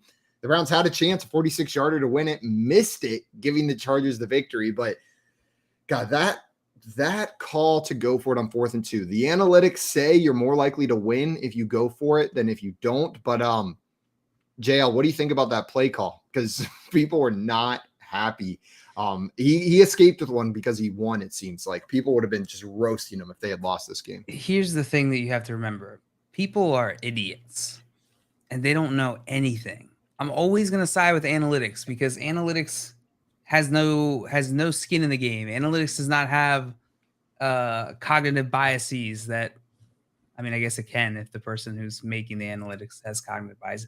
You see what I'm saying, though? It's numbers. Right. The numbers aren't going to lie, and probability says you're more likely to win. The fans are going to be whatever. People watching, they're going to be whatever because, they're just going to say, oh, well, it either worked or it didn't work. And they're going to be either happy or sad because of it. You got to disregard them. It's all about the analytics. He made the right move. I'm a man of science, but you gotta live with those decisions. And as a Patriots fan, I mean, like 4th and 2 immediately jumps out to me because the Patriots went for it on 4th and 2. And that's the thing about those decisions. You have to live with them. Like legit. Like the Marshawn Lynch one, like that the Super Bowl Pete Carroll, Marshawn Lynch play. That's an analytics play. You're going to be smarter reminded for him to do the pass or whatever. But you're going to be reminded. Like, but you're going to legit, be reminded. I see articles that are like the 10th year anniversary of 4th and 2. And I'm just like, no, stop. Man, I get it. I get it that the analytics say it's a better play, but the optics of it are pretty bad, right? Like whenever you're just looking at that, you're like, what the hell were you thinking? Instead of pinning this Browns offense, which isn't great, back deep with a minute left and just forcing them to try to drive the field, like just going to give them the ball right here. Obviously that wasn't their plan to give them the ball. The hope was that they kept it and ended the game. But man, I get it. I'm with you guys. When I think rationally about it, it makes sense making that call, but man, does it feel good to feel irrational? So my buddy, I was at a wedding yesterday. My buddy LJ said, he was talking about the Broncos, but an important point that he made, he was talking about the Broncos, but I think it applies to 2 yards as well, where he basically said, like, if you can't get a yard, if you can't get 2 yards, if you can't take the game in your hands and get 2 yards, you should be looking at the trade deadline and wondering when that is, because this only one team gets to win. Like only one team gets to win the Super Bowl. So if you can't get a yard, what are we doing? You know, if you can't say, I think my team can get 2 yards and the game ends if you get those 2 yards, go for it. That's where I'm at. Yeah. Beautifully said. That's LJ. LJ, he said that to me and I was like, bro, I'm stealing that. I'm stealing that, dude. I'm saying that tomorrow as soon Lamont, as I get the chance. But he's like, you gotta shout me out. I was like, fine.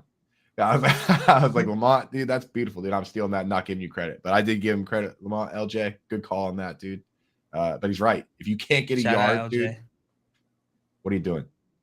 What are we doing? Good point. It's a really good point. There was a quote somewhere. I'm gonna have to see if I can find it, but it was talking about it was someone who'd been in football operations, hiring coaches for a while, saying basically if Brandon Staley was my head coach, I would have fired him on the spot and made him take a commercial flight back and coach in the middle seat.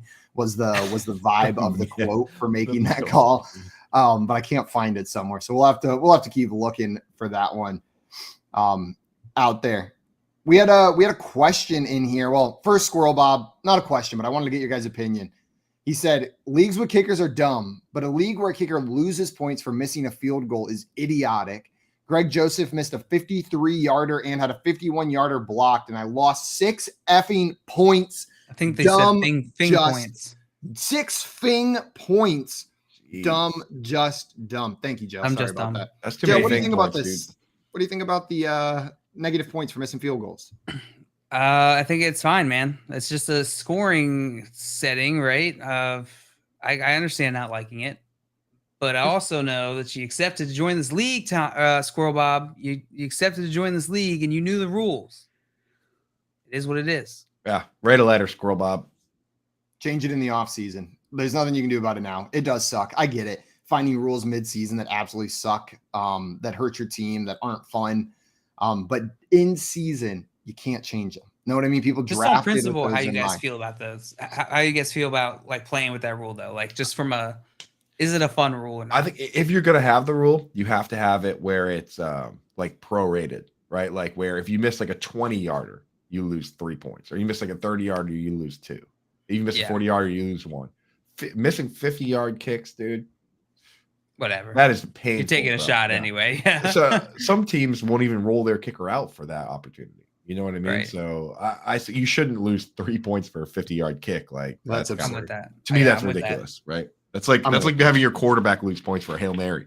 That's exactly what I was about to say, Coop. Like people would be crying so foul if a pass hit the ground and you lost a point for your quarterback. I mean, you do in some leagues, but a Hail Mary being minus 3 points would be absolutely insane. Score Bob's just saying, yeah, he knows. He's not saying to change it. Just saying that it's dumb. Yeah, It is totally dumb. get that. Totally No, get change that. it, Scrub Bob. Change it right now. You're right. You're right, dude. Switch. Not saying change it. No, change it right now, Squirrel Bob. Don't retroactively just remove those negative points. -6, dude. That's so stupid. That is really stupid. I hope suck. it didn't cost you the win. I hope either you were winning by more than that or really losing, or it didn't affect your victory over there. Scott Fish in the Tommy chat. Mullen- I have data on that. Yeah, the Scott Fish Bowl does have negative points for incomplete. I thought they got rid of negative points for kickers this year. Yeah, Didn't they did. No, for kickers, or I thought he was talking about incomplete passes. Oh, incomplete passes they do. Yeah. That was the league I remembered. I said, as I was saying that, I was like, "Oh, Scott Fishbowl does count, but they also count for complete passes." Listen to this. He said, missing kicks is so rare and so varied that 2 years ago in SFB 11, we just made it -3 because the difference between doing based off yardage versus a set of just having -3 across the board was almost nothing overall, which is pretty interesting. Interesting. Okay, but this is a game of large data sets that we do with very limited sample sizes each weekend. Know what I mean? Like I understand what he's saying, but if your guy missed the game, that is the game. But I'm saying, like, even though the large data set says that, it's still going to feel bad every time that a 50-yard field goal is -3 points for you, right? Like, for sure. Like it makes the difference on the micro level. Like I get what you're saying, Scott, but just from like a how does the game feel perspective, know what I mean? Like a lot of these rules are to like maximize the amount of fun. I get the data says that it doesn't pan out, but if I lose 3 points for a 50-yard field goal being missed, I'm going to be sad. Whereas if it's just -1, I might not be as sad. He added that. He added Totally that point right there. I got rid of negative points for kickers this year because it's not it's just not fun, and it's not There fun. you go. Like who the hell is like pounding the table for that rule? It's like taking the under, right? Yeah. It's just like not as fun to sit there and root for a wet blanket of a game in the same way like no one likes losing points. You don't like a fumble. Keith watching Thursday Night Football rooting for no touchdowns. In overtime, women winning the most boring $700 the game goes to overtime. He's like, darn it. Closes his encyclopedia. He was looking up the word touchdown. He actually wasn't sure what it meant whenever he made the bet. And he's reading about it in his Encyclopedia Britannica that he bought from a salesman only 3 days ago. There's still door-to-door encyclopedia salesman where Keith lives. That's such a betting, rooting for money. He says, yeah, rooting for money. Betting no touchdowns is such a door-to-door encyclopedia salesman move. Right? He's actually keeping that business alive. He just can't say no to knowledge. You know what I mean? Which NFL player would be a door-to-door encyclopedia salesman, and why is it Hunter Renfrow? I knew you were going to say that. I'm trying to think if there's a better one. If there's like a better Kirk Cousins, Zach Wilson. Kirk Cousins, 100%. It's Kirk Cousins. Oh my god! I can see him in like the suit that just is like a couple sizes too big, looking like a grill cover. Just but it's like the 3-button 3-piece suit. Yeah. Scott here's saying, and to Coop's point, you should do it the way he said, based on yardage, because it feels way better. You shouldn't be penalized much for missing a super long one versus a short one. It's all about the feel. It's all about the vibes. It's easy. Yeah, it is vibes. And it's like, if I'm sitting there watching the game and my kicker misses a 25-yard field goal, I am like, this guy's an idiot. And so you do feel like, he should lose those points. But if a guy rolls out and tries a 60-yarder, it's like, you look at it and you're like, right? So you should lose 3 points. That's crazy. Yeah, no, I'm with you guys. Let's move on to this Bears-Vikings game. The Vikings pulling out a victory. The Bears looked like they might pull this one out for a minute. The 29-22 was the final score in this one. Justin Fields, 15 for 21, 208, and a touchdown. Adam, 47 on the ground. I know it wasn't a like an electrifying performance from Justin Fields, but I feel like we saw pieces come together this week. We saw some long runs. We saw some good passes outside of the pocket. Like we saw flashes of what made Justin Fields special in the draft process. Dear Lord. Grimace just jumped out of his cup. Tried to pick up my phone when it was plugged in, almost took down a load-bearing part of my wall. I had absolutely no idea where that sound came from, if it was coming from like my real life room or if that was in the headphones. Yeah, no, that was that's going on over here. That's what we got going on. That's all I got to say about that. That's all I got to say about that. Yeah, sorry about that, everyone. We're That's talking okay. about the Bears. We were talking about some Justin Fields. I was saying I feel like we saw pieces of his game coming together this week that I feel like we haven't seen much so far this season. He had that great touchdown run that was called back due to an illegal block by a teammate. He had that gorgeous throw and an even better catch by Darnell Mooney, the one-handed snag by him. Like we saw some plays outside of the pocket that were just beautiful for him. I got some hope, not for this season, but I still think Justin Fields can be that dude. He can be a good NFL quarterback. Do you guys have any hope, or are you giving up? He's got the lowest completion percentage in the NFL, I think. I'm waiting for PFF grades are trickling in, the numbers. I don't care about the grades, actually, but I care about the stats. And I want to see how many. So we talked about how they've been calling pass plays, and he just hasn't been throwing it, right? So he's only throwing it on 2/3 of the pass plays they call. I want to see how many dropbacks he had, right? Because 21 attempts, to me, doesn't quite tell the story. I want to see that they called 25 plays and he actually threw it on 21, because that, to me, that means that next time, if they call 30 or 40, then we're going to have a real game where like Mooney and Komet are actually involved. Komet, 3 catches, 3 targets last week, 4 catches, 4 targets this week. And dude doesn't drop the ball. Just like 100% catch rate. Just what? 10 targets, 10 catches. I can pretty much guarantee that. 10 catch commit. He's got it. He could be back, man. He could be back, because if this team starts to figure it out and they start to throw a normal amount of times like a normal team, look out. Of course, I dropped him in 2 leagues this week. I had to. Komet. Komet. Had to drop him. 40 yards. We'll see. So it's not like We'll see. It's not like he's Taysom Hill or anything. Yeah, thank God. Yeah, let's not get ahead of ourselves. Stop it, Coop. You just ruined my mood. I was doing so good. Dude. Fantasy Dog, and you're saying, "Oh my, the Mooney catch." I know Fantasy Dog brought it up earlier. I was getting ready to say, y'all see that Mooney catch? That's the reason I had Darnell Mooney as a top 12 wide receiver this season. I know that sounds silly, but whenever catch, not that catch, but like we saw him do plays like that. We saw him look like a top tier, incredible from like a talent level wide receiver last year in a very bad Bears offense. If this offense takes a step forward and Mooney is getting the targets that we think he probably should, he's an unreal player. Like he has that ceiling. It was just nice to see. I was excited to see such a highlight play from Darnell Mooney after what's been a rough season for someone that was really excited about him so far. We'll see if he can get it together. On the other side of the ball, Justin Jefferson, back to doing Justin Jefferson things. 12 receptions off 13 targets, 154 yards, absolutely killing it. We talked about him earlier. Coop, you said he's the most talented wide receiver in the NFL. JL, you said he was in the conversation. You're starting Justin Jefferson every week, and I don't think there's too much else to add about Justin Jefferson. Dalvin Cook killed it, 18 carries, 2 touchdowns, 94 yards, and should have had a third one. How are we viewing Dalvin Cook rest of the season? I feel like he's kind of been sneaking under the radar because we've been talking to Saquon Barkley's, the Christian McCaffreys, the Jonathan Taylors, the Austin Ecklers, and I feel like Dalvin Cook's kind of been like the forgotten man of that top tier of running backs. Currently, he is the RB13. I don't know if this it does include week 5. Currently, the RB13 in PPR. 14. He's got a 14.3 fantasy points per game. That's what he's averaging. Yeah, I mean, Dalvin Cook is quietly being fantastic outside of the injury. Yeah, he's a guy you start every single week. You know, like I think we're down on him a little bit because of the shoulder injury, but clearly not a big deal. Yeah, he's fine. Running, getting 2 touchdowns. Does he have number 1 overall running back upside, or is he not in that conversation with Madison there? He'll always be in that conversation.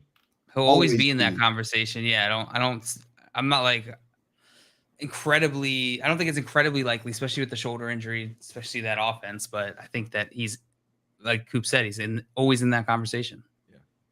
We got some questions in here that I wanted to hit. Do y'all think Pickett will start to pick it up and be fantasy relevant anytime soon? Is Pickett going to pick it up? No. I think he should be more relevant. Yeah, I mean, so far, what have we seen from him? A half a game plus a game against the Bills. We gotta wait and see.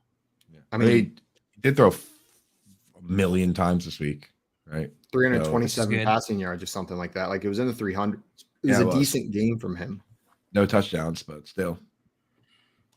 I'm not excited about starting Kenny Pickett. Like I'm not picking him up the stash. I don't think he's going to be like your secret weapon that wins you a fantasy league. Like I don't think you're getting QB1 numbers out of him, but he's in that streaming category. Sure. Like you could pick him up as a streamer in a good matchup, but I'm not like stashing Kenny Pickett. Know what I mean? Like he's not on my bench waiting for that breakout because behind that offensive line, there's only so much that this offense can get going, I think. I would say you don't need to add him in 1 quarterback leagues. In 2 quarterback leagues, obviously somebody's got him. We had another Scott Fishbowl. How's it working? Congratulations. Haven't played him yet. Oops. But have you been thinking about it at all? Not really, no. I have Tom Brady and I have somebody else who just make it a no-brainer. I like Kyler somebody else. I was going to say somebody else is way better than Kenny Pickett. I have somebody else ranked way ahead of Kenny Pickett. Yeah, me too. Me too. We have a question in here.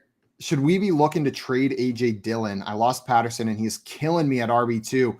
So on a more like meta level, I feel like we see this a lot. Players start underperforming and they're looking at trading them away. And sometimes it is a declining asset and you get out while you can, but a lot of times that ends up being the worst time to trade for a player is after disappointing games. Coop, what do you think about AJ Dillon? Should you be looking to trade away Dillon? Here's what I think about AJ Dillon. It's like that meme where it's like the guy puts the stick in the spokes of his own bike and then he complains about it. It's like, dude, you drafted a backup running back. You know what I mean? Like we knew this could happen, right? Like this is in the range of outcomes that he would be the backup running back. So like you just got, to me, if you can package him up and move him for a running back that starts, right? Like, go find the dude that loves Tony Pollard and trade him Tony Pollard too. Then I'd say do it, dude. But like, that's like when you draft guys like this, like that's obviously, you have to remember that was always gonna be the case.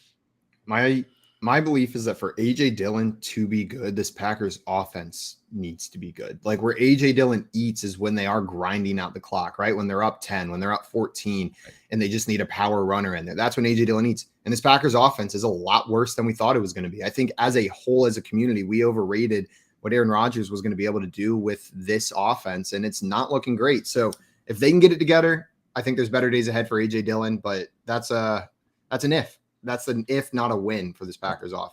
I did that thing that you sent me, the one where you like pick one team versus the other, and I ended up having the Packers super high just because like it's the Packers. In your mind, you're just thinking about Aaron Rodgers, but I'm just not. I agree. I'm not sure this team is as good as we think it is. JJ Zachary sent out an interesting tweet in his weekly data dump tweets. He said, per next gen stats, AJ Dillon played a season low 31% of Green Bay snaps today. His previous season low was 50.8% in week 1. His target share has gone down each week this year. Week 17, 17%. I'm sorry, week 1, 17%. Week 2, 12%. Week 3, 9%. Week 4, 6%. Week 5, 0% target share. I think they should name the weeks after AJ Dillon's target share. Just like they should.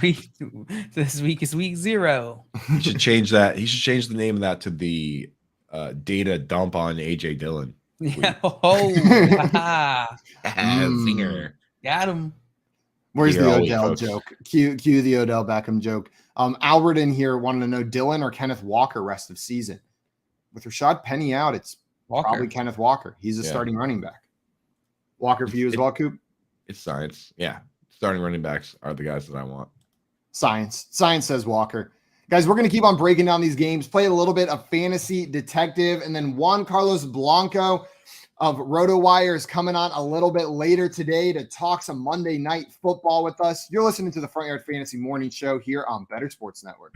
Front Yard Fantasy with Simon, JL, and Coop. JL, I think this is the game everyone's been waiting for, and the moment in this game that we are probably going to have to talk about for at least the next 15 minutes.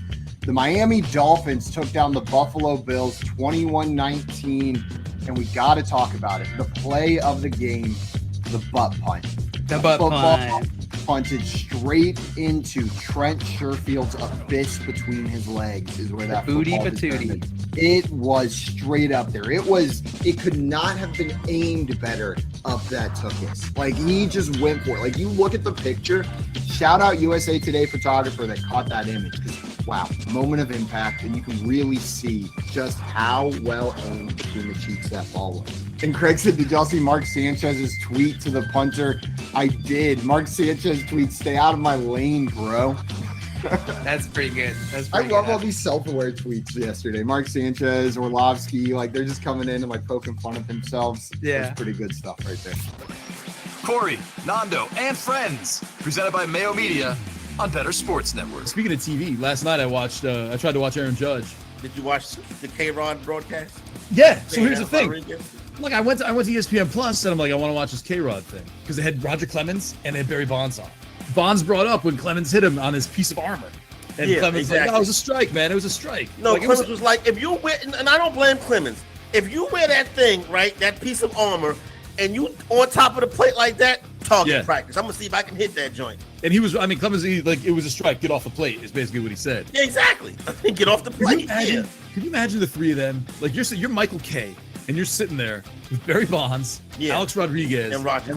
Three guys who should be in the Hall of Fame and are not. Like, who should have been like first ballot, slam dunk Hall of Famers. That's the problem with the game. We should get them on the show. All three of them together on this show. That'd be cool. Corey, Nando, and friends. They're the friends. They're the friends. I mean, why not, right? They seem like nice guys.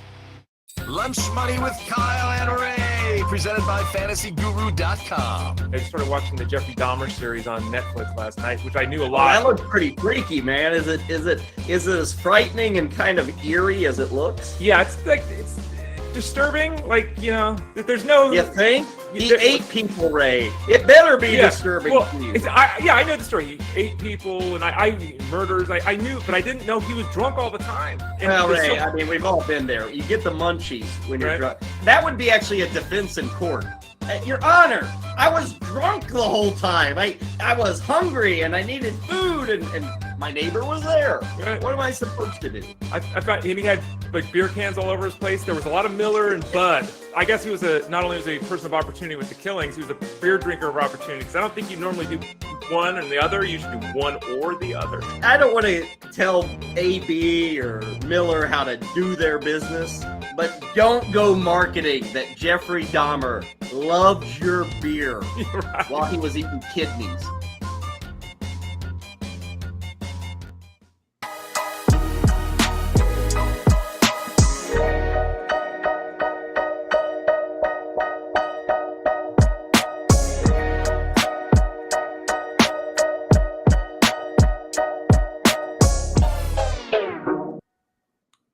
What's up, everyone? Welcome back into the Front Yard Fantasy Morning Show here on Bettor Sports Network. We were talking a little bit about Kenneth Walker after that Rashad Penny injury, AJ Dillon versus Kenneth Walker. And I see Fantasy Dog in there saying Walker's available on the waiver wire in a lot of 10-team leagues out there. If Walker's sitting there on the waiver wire, I'm probably throwing every last bit of fab I have at him. Like every last bit. He looked good. It looks like he's going to be the lead running back in that offense. You guys with me? If Walker's sitting on your waiver wire, are you top waiver priority, all your fab, whatever it takes to get him? This might be the big one, right? If you were sitting there with a Hundy spot, I'd say go for it. This might be the move. Or, Coop, I can't remember if this is something you've brought up. I feel like someone has brought this up regularly as like a favorite move. If your league allows fab trading, maybe you got some trades that are close to getting done. Get a little $1, $2, $3, $5 extra thrown in there to seal the deal. Know what I mean? Like make it a close trade. Then say like $5 fab. We'll call it a deal. And then you got that extra money that your league mates don't have to go and secure that player. That's my favorite move. You feel like a king. You feel like a god. Right? You're like Xerxes with your $102 fab. He's just gonna be sitting there at the end of the season, like $1.2 million fab. Yeah, don't even use it. Just sit on my pile of riches. He starts investing his fab, starts compounding. I can have anyone. At the end of the season, you're really Coop's really confused at the end of the year when they don't give the trophy to him and he has the most fab. He's like, guys, I collected the most money. Like, didn't I win? Like, I'm pretty sure I won this league. Rich, dude. Dog, and you're saying the fab god. Fab god. Can you write a Weird Al level of parody to Rap God called the Fab God and just do a full performance of it on the show? And just rap it as fast as Eminem does too. Yeah, 100%. Yeah. I think I can do that. I'll just freestyle it. Perfect. You're gonna freestyle a Fab God parody of Rap God. Yeah, that sounds like it's gonna go well. Not a problem. Give me that beat. Keith. Yeah, where is it, Keith? Come on. Yeah. We haven't gotten our daily YouTube with DMCA takedown yet. I know I did sing a little bit of Andy Grammer before you got on the show, Coop. We might get some. How many did we get last? What was our hit rate last week? 3 for 5. I think so. Last week it was around Baker Mayfield's completion percentage. I think was our takedown rate. Guys, we did have a game that I wanted to play with you guys today. The Week 5 edition of Fantasy Football Detectives, the game where I reveal information about a player slowly, give you some clues, and you guys have to take turns guessing who you think that player is. It's gonna be some Week 5 stats, some Week 5 narratives. You guys want to get into this? Oh yeah. Let's do it. JL, happy birthday. You get to pick if you want to go first or second. I'll go second. JL going second. Coop, you're going to go first. And if you guys are listening, you want to call in and play with us, hit that call in button in the Bettor Sports Network app. It's super easy. You just have to have the app downloaded. Make sure you're registered, and it's one button to call in and play along with us. Or you can play along in the chat. Throw your guesses in the chat. Coop and JL, keep your eyes off those comments while we're in the middle of a round. Otherwise, I know Fantasy Dog's over there about ready to kill it, and Tommy's going to just be feeding you wrong answers in the regular comment section. I don't mean to minimize you guys, but I've minimized you. Yeah, get out of my first you one. guys, but I've minimized you. Yeah, get out of my face. I thought you were about to say something really insulting to me for some reason. Like I was like, I don't mean to minimize you, but I don't mean to minimize you, but you're the Daniel Jones of hosts. Hey, you know what?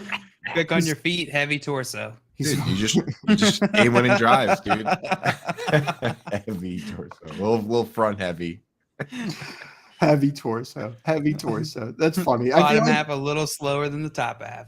Have you ever had a doctor comment on your torso length? Like it's one of those things where it's just like, why do I have to now think about this for the rest of my life? Know what I mean? Like not once in my life did I consider the length of my torso until you said something about it. And now every time I look in the mirror, I'm like, that's a pretty long torso, isn't it? That's a little longer than it should be. Like my torso should be a couple inches shorter and my legs a couple inches longer.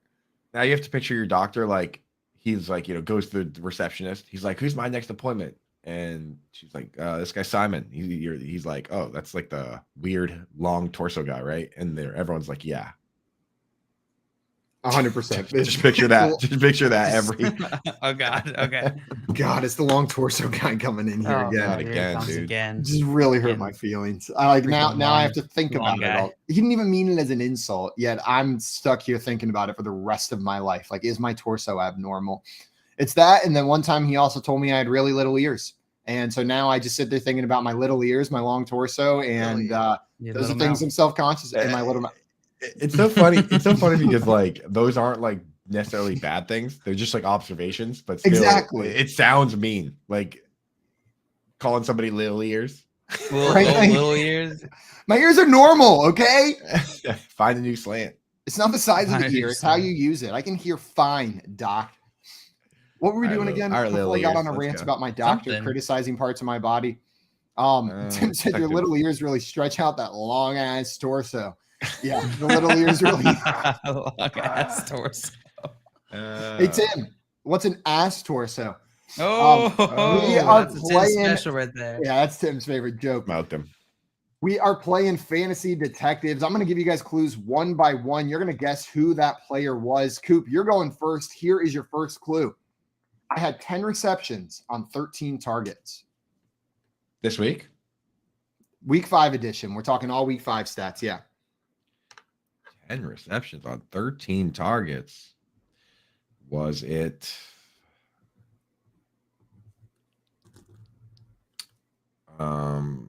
Was it Justin Jefferson? It was not Justin Jefferson. JL, do you have a guess? Was it Jamar Chase? It was not Jamar Chase. Your next clue is I had no touchdowns, so I did not score a touchdown in this game. No touchdowns. 10 receptions. Does Coop go first? Yeah, Coop's got the first guess. I still continue to go. Round, and then in the next round, JL, you'll have the first guess. 10 receptions, no touchdowns, 13 targets. That's all the info you know so far. Is that stat line making you think of anyone, Coop? Not quite. I'm trying to think of. I don't have it. Let's see what teams threw a lot. Was it Marvin Jones? It was not Marvin Jones. Great guess though. JL, what about you? You got a guess here for me? Yeah, I got a guess for you, Simon. I'm gonna go with Marquise Brown. It was not Marquise Brown. I like the guess though. I'm seeing some guesses in the chat. Keep on throwing them in there, and I will say none of you have it yet in the chat. So keep on guessing as we reveal more clues. Here is your next clue. I received 39.4% of my team's targets this week. So close to 40% target share for this player. I guess it wasn't a team that threw. It wasn't the team that threw a lot. Then they threw like no, yeah. If 13 is 40% of the targets, they only threw like 30. No, I don't know. I don't know the math, but it's not that much. Then you got a guess, Coop? Was it Mike Williams? It was Mike Williams. Mike Williams is absolutely Yes. correct, Coop. Nice pull on that one. Let's go. Mike Williams, 10 receptions, 134 yards, no touchdowns with a 39.4% target share. What'd you say, JL? Did the chat get it? Dustin got it at the last Dustin second. got it. 748 came in there and got it. Nice job, Dustin. Fantasy dog, yes, Higby. And Jacoby Myers, it looked like it was the other one. Then he said, no, he had a tutty. Yeah, Jacoby Myers did have that touchdown. Rare Jacoby Myers touchdown. Patriots. So Diggs is a guess. Diggs had that touchdown. Devonta Smith is a guess. All good guesses. But Coop, you're going to get that point. Dustin got it slightly before you, but around the same time. Around the same time, Coop. JL, you got the first. That's super smart, so that makes me feel good that I was almost as smart. John Luke, you ready for your next one? Yep. I'm a running back who was tackled twice for a loss this week.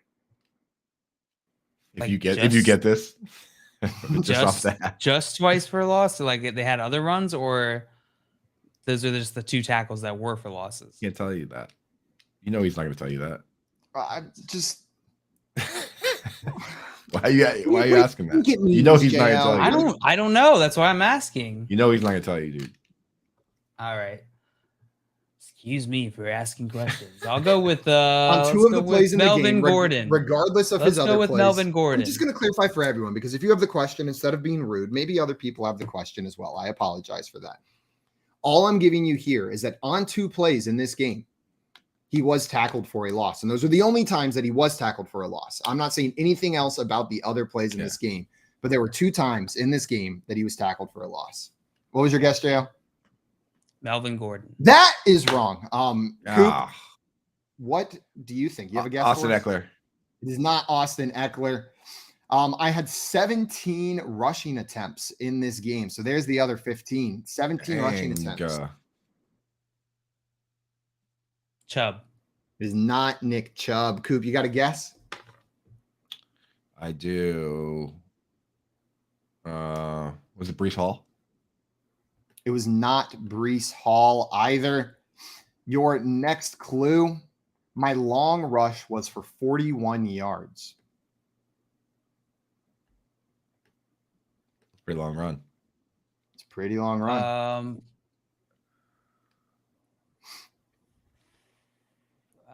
Shoot, I don't know. Dalvin Cook? It is not Dalvin Cook. Coop, what do you think here? Was it Saquon Barkley? It was not Saquon Barkley. Here is another clue. I have a rushing touchdown in each of the last two games. So this week and last week had a rushing touchdown. Jeff Wilson? It is Jeff Wilson, JL. Jeff Wilson is the correct answer. Good job, dude. Nice pull on that one. Thank you. We've talked about Jeff Wilson a bit here. You've been a bit higher on him than I have. I'm not a Jeff Wilson hater, but this is 2 weeks in a row now with a touchdown. He had 120 rushing yards this week. Looking pretty good out there. How are you feeling about Jeff Wilson the rest of this time while Elijah Mitchell's out? Feeling pretty good. Yeah, I mean, Jeff Wilson, he is getting the usage of 18 attempts in week 4, 74 yards. Sorry, that was week 4, not week 5. I don't have the game logs up for that yet. But yeah, no, I'm Jeff Wilson, Shanahan uses the running back pretty heavily. So Jeff Wilson, until Elijah Mitchell comes back, is filling in that role, and that's very enticing. Coop, do you think when Elijah Mitchell comes back, he's just going to step back into that role? I think so, yeah. But you said you're not a Jeff Wilson hater? No. I'm pretty sure I've heard a radio clip that we have as a commercial where you kind of very explicitly state that I like him in that clip. The words, I like Jeff Wilson. I just don't love Jeff Wilson. Backhanded compliment. You like him as a friend. You like him as a friend. Yeah. You like, you can hang out with him in short spurts. He's a really great, kind of the vibe I got. He's been a really great friend over the past couple of years. Like, just a great friend to me. He's like a brother, really. He's like a brother is how I view Jeff Wilson. I don't trust Shanahan, to answer your question. Never will. Never have, never will. Never have, never will. Never lost. Joe, you tied it up after that one, 1-1. Coop, you got the first attempt again on this next one. You ready? So ready. I had 20 rushing yards this week.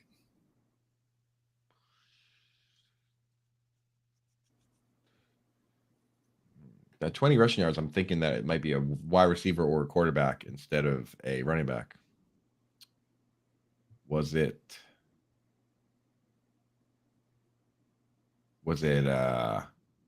Curtis Samuel? It was not Curtis Samuel. John Luke, you got a guess? Josh Allen? Is not Josh Allen. We got some guesses in the chat as well. Keep throwing those guesses in there. Here's your next one. I averaged 1.7 yards per attempt. So it is a running back, a bad one. Also, no one in the chat has it yet. Just letting you guys know, you guys do not have 1.7 yards per attempt. You. No, you. Yeesh. Was it Joe Mixon?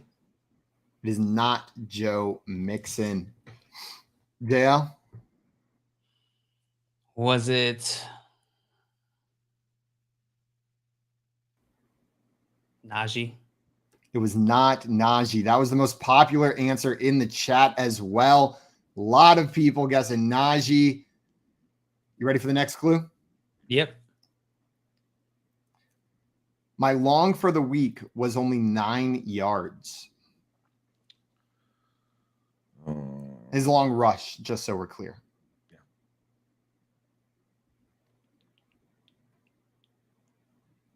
You got something for me, JL? I see you thinking there. Is it me? I thought it was Coop. Oh, it is Coop. I got something for you. I've been set. I could see you had something for me in your eyes. Was it Zeke? It was not Zeke. JL, you got a guess? Daniel Jones. It was not Daniel Jones. Here's another clue. The team spelled my last name wrong on my jersey. What?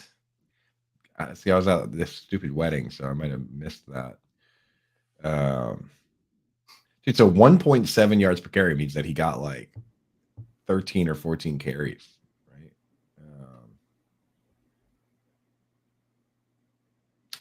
Was it James Robinson? It was not James Robinson. JL, you know whose name was spelled wrong on their jersey? No. I'll go with Algier. It is not Algier. One more clue. You guys ready for one more clue? Yeah. Yeah. This was my first game back after injury. Was it David Montgomery? It was David Montgomery, or as his jersey said this weekend, David Montgomery. There was an extra O in there and said David Montgomery. He just rolled with it. He's like, cool. all right. It's a little fancier that way. Montgomery. Montgomery. You made it a little bit Italian. Just that slight Tiny Italian. Italian. You know what's awful though? That I'm about to go on, not a rant, but just a mini thing. That had more of an Italian accent than Mario does in that trailer. I am so excited for the Mario movie, but why couldn't Chris Pratt have just done like a little bit of a voice? It's just his voice. It's just Chris Pratt dressed up as Mario running around with all these other characters. Like, he's Italian. That's like one of two things we know about him. We know he's Italian and we know he's a plumber, and they're like, forget the Italian side. Like, on the flip side, dude, Jack Black as Bowser, that's gonna be fun, dude. That is yeah. I love he's Jack a maniac. Black. I love Jack. Yeah, he's awesome. Yeah. He's like top 3 favorite celebrities. Jack Black is up there. For School sure. Rock, top 5 movies of all Good time. film. Good I'm watching it too. I'm putting that on in the background while I'm working. Ned today. Schneebly. Ned Schneebly. There's a guy that plays for Winnipeg, Mark Scheifele, and we play in our fantasy hockey league. Everyone calls him Ned Schneebly because it's hilarious. Ned Schneebly. I went to the place where Nacho Libre was filmed. I saw some of the areas where they did the shots. It's in downtown Oaxaca City in Mexico, where they have like a lot of the filming take place. And it was like, I got so many Nacho Libre flashbacks because that's probably one of my like most watched movies of my childhood We loved that movie at my house. And I'm walking around, I'm like, that's from Nacho Libre. That's from Nacho Libre. Anytime you mention a movie, my very first thought is he's seen Nacho Libre, but he's never seen Shawshank Redemption. Right? Like, he's seen Nacho Libre, but he's never seen Goodfellas. Like, you know, it's a lot easier to watch. It's a lot easier to watch Nacho Libre than it is to watch Shawshank Redemption. Yeah, the Shank is an investment. Takes effort. It takes effort to watch a movie like that. Yeah. But you've seen Nacho Libre multiple times, but you've never seen Goodfellas. Oh, that's just the beginning of the thread, Coop. Just you wait. I don't even want to. Just you wait. You don't want to pull on that. I don't want to man. pull on that thread. Nacho Libre, multiple viewings. I'm 100% gonna watch Nacho Libre. I've never seen Nacho Libre. What? Dude, you really can't be upset. I'll trade you. We're just chasing our own tail here. Coop, I'll trade you. I'll watch Shawshank Redemption. You watch Nacho Libre. Dude, seriously though, you text me. How long is Nacho Libre? Like for like an hour? It's like probably 2 hours. 30 minutes. Next time all right, fine. If you watch the Shank, you text me. I'll throw Nacho Libre on. I promise. Okay, perfect. It's a deal. Coop's got 2 points. JL has 1 after that. JL, you get to go first on this one. You ready for your first prompt? Yeah. I have an 85.8% snap share. Ooh, this is my stuff. On the season or just this week? On the season, I believe. Keith, can you confirm? I will guess. Week 5 is the snap share. That makes it way harder. That makes it way harder. That changed my guess entirely. That makes it possibly difficult, in fact. If it was on the season, I think I would be better off. Let's go with 2% snap share. Let's go with Evan Ingram. Oh my God, he just switched it. Coward. It's the season. Oh my God, are you kidding me? So let me get this straight, Keith. Let's rewind the scenario. I said, I think it's the season.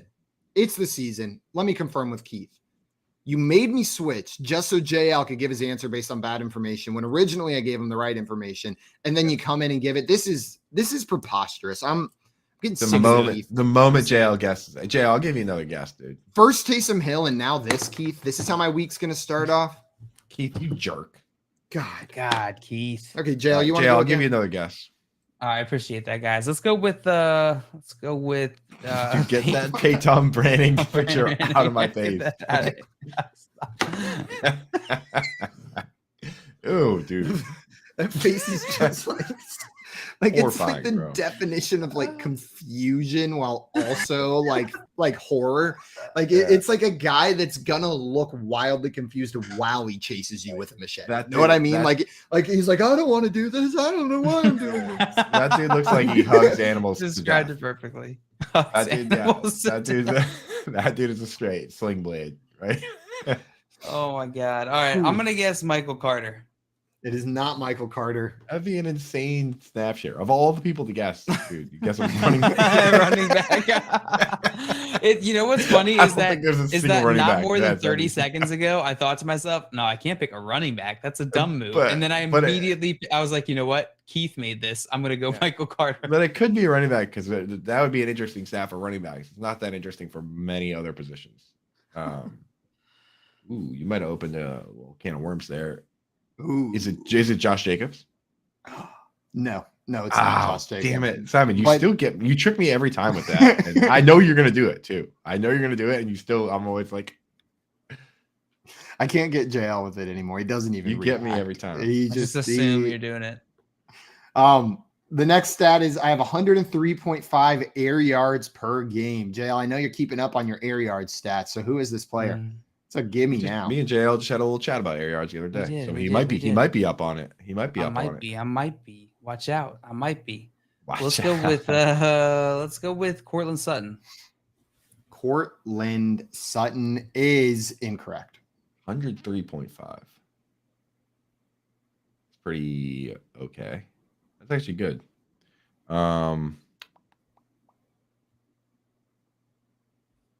Is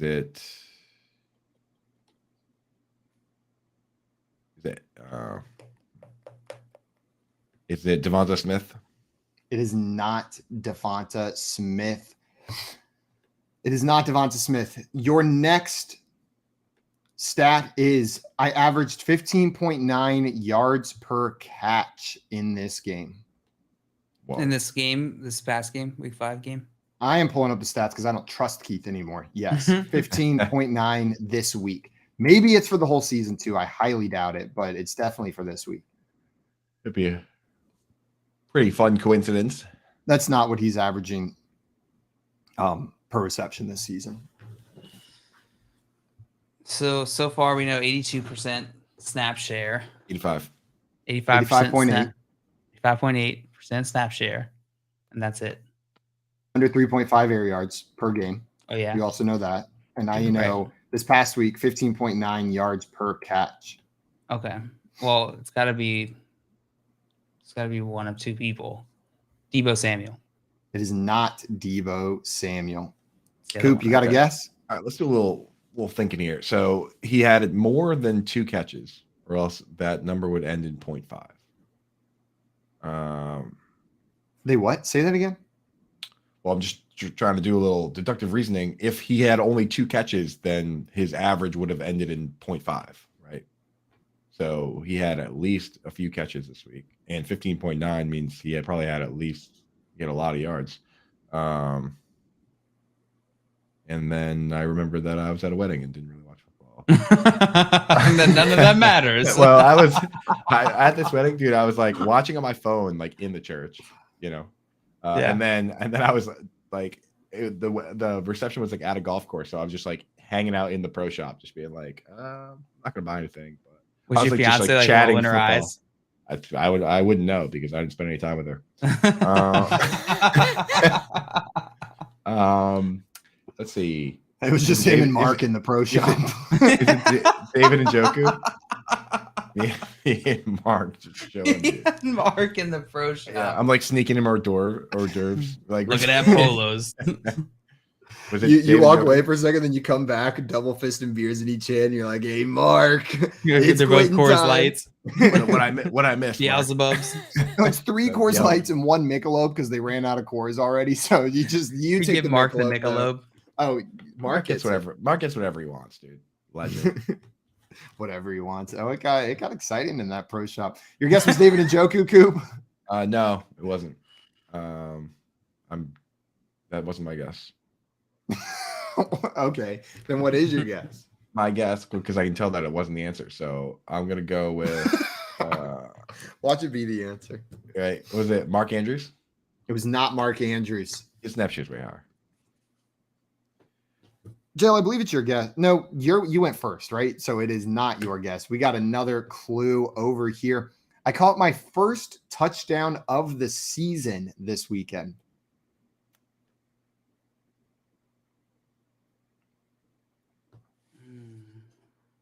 So is it my guess or JL's guess? It's JL's guess. My guess, I think.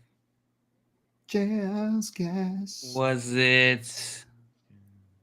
Oh, first touchdown of the season. Is it Lazard?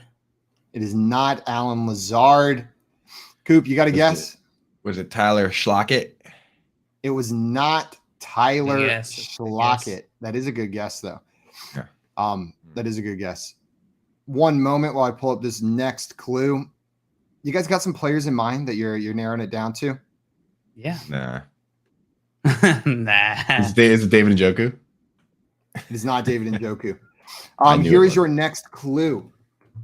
I am leading my team in targets for the 3rd consecutive season. Ooh, that's a good clue. Good clue.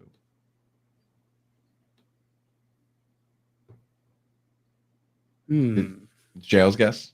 It's my Jail's guess. Yeah. Jail's above. Jail's above. There it goes. Let's go with first touchdown of the season. Was it Cooper? Amari Cooper? It is not 2 Amari touchdowns Cooper. on Thursday Night Football. Yeah. Coop, you got a guess? No. Should have told me that before I answered. Is it Jacoby Myers? It is Jacoby Myers, Coop. Go Jacoby Pats, Myers is absolutely correct. giving Coop a 3-1 lead in here. Albert in here saying it's got to be Jacoby, and Dustin with the Jacoby Myers guess as well. It was the target share leader clue that gave it to both these guys. I think the clue came, or the guesses came in after that one. I was just fact checking that it was the last 3 years, not the last 4 years. I couldn't remember when that streak started right there. We got time for one more. Coop, you're going to go first on this one. JL, this is pride points right here. This is just to I have no pride. Well, it's your opportunity to earn some. Coop, here's your first clue. I completed 20 passes on 26 attempts. 20 on 26, man, that's pretty efficient. 20 on 26. Was it? Dude, I was just gonna throw a random name out there. This is how you could have told that I just was throwing a random name out. I almost said Derek Carr. Also, sorry, he plays tonight. Keith, I'm gonna fight you. He completed 20 passes on 36 attempts. 20 on 36. That's not efficient. I was gonna literally say every day. Super fish, 20 out of 26. Yeah, it keeps 20, like 36. 20, 30. What's the difference? Like, this guy's awesome. Yeah, 20 of 36. Just round down to 26. Was it no problem? Was it Justin Herbert? It was not Justin Herbert. Dale, you got to guess. Josh Allen. It's not Josh Allen. I threw one interception. Is it Kenny Pickett? It's not Kenny Pickett. Oh, he threw 52 times. God damn it, Andy. Is it Baker? It is Baker Mayfield, JL. You got that absolutely correct. 20 for 36, 0 touchdowns, 1 interception. That question was worth 3 too, right? That question was worth at least 2. So we're just going to call this a tie, 3 to 3 after that one. Don't you dare. You guys have I want no pity points. Don't you I give want me no hope. don't give me second place trophy. That one was worth -1. I spit on your shoe. What we should do with this game is like after it starts worth 5 points, then after every clue, it goes down the amount that it's worth. Yeah. You know what I mean? It's like if you get it on the first clue, you get 5 points. Second, you get 4, 3, 2, 1, etc. That's a way better scoring You know what system. I was thinking for this game too? What if next time we have Keith do actual stats that are real? Just not like completely wrong and made up. Can I open the chat now? I don't know, man. Yeah, you guys missed can the open hog. the chat. I missed what the if hog. what if instead of that we just have Keith do it all by memory? Like we just have him watch the games and throw together fantasy detectives based on what he thought happened. But they have to be number statistics. Like he has to give us actual numbers, but he's not allowed to look them up. He just has to watch and create the fantasy. I like that detective. idea. That might have been what he did this week. 0% We should do a segment like anybody. that. That's like, here's what I felt happened. You know what I mean? Yeah. Like I felt Justin Fields attempted 3 passes. That's what I felt happened this week. You know, Joe Burrow got sacked 49 times is what I felt happened. Sometimes it feels in like yesterday's game. Absolutely. Yeah. And I got the chat's back open. What's up, Hogs? Smash that fun button. Jump in there. If you haven't yet, dude, jump in there. Can you give us a 5-star rating, please? You know, brings more people to the show, more visibility, gets more hogs in the hog house. Let's go. The hog house. Hogs in the hog house. Dustin, and you're saying I completed some passes out of some high number of attempts. That's incredible, Dustin. That's what we're looking for in a quarterback usually, is one that can complete some of those passes. While we're talking about Baker, I just wanted to ask you guys, is there any hope for Baker Mayfield, or are you giving up on this Baker Mayfield and Carolina experiment?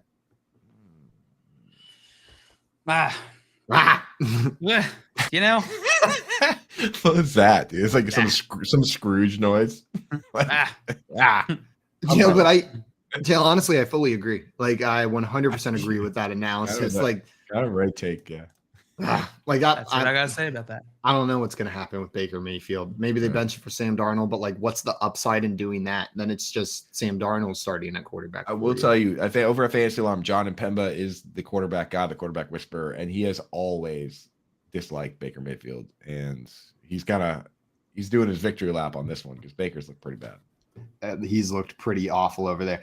Guys, coming up, we're going to keep on breaking down these Sunday games and talk a little bit of Monday Night Football as well. Then joining us on the show is our friend Juan Carlos Blanco from RotoWire. Talk some Monday Night Football. You're listening to the Front Yard Fantasy Morning Show here on Bettor Sports Network.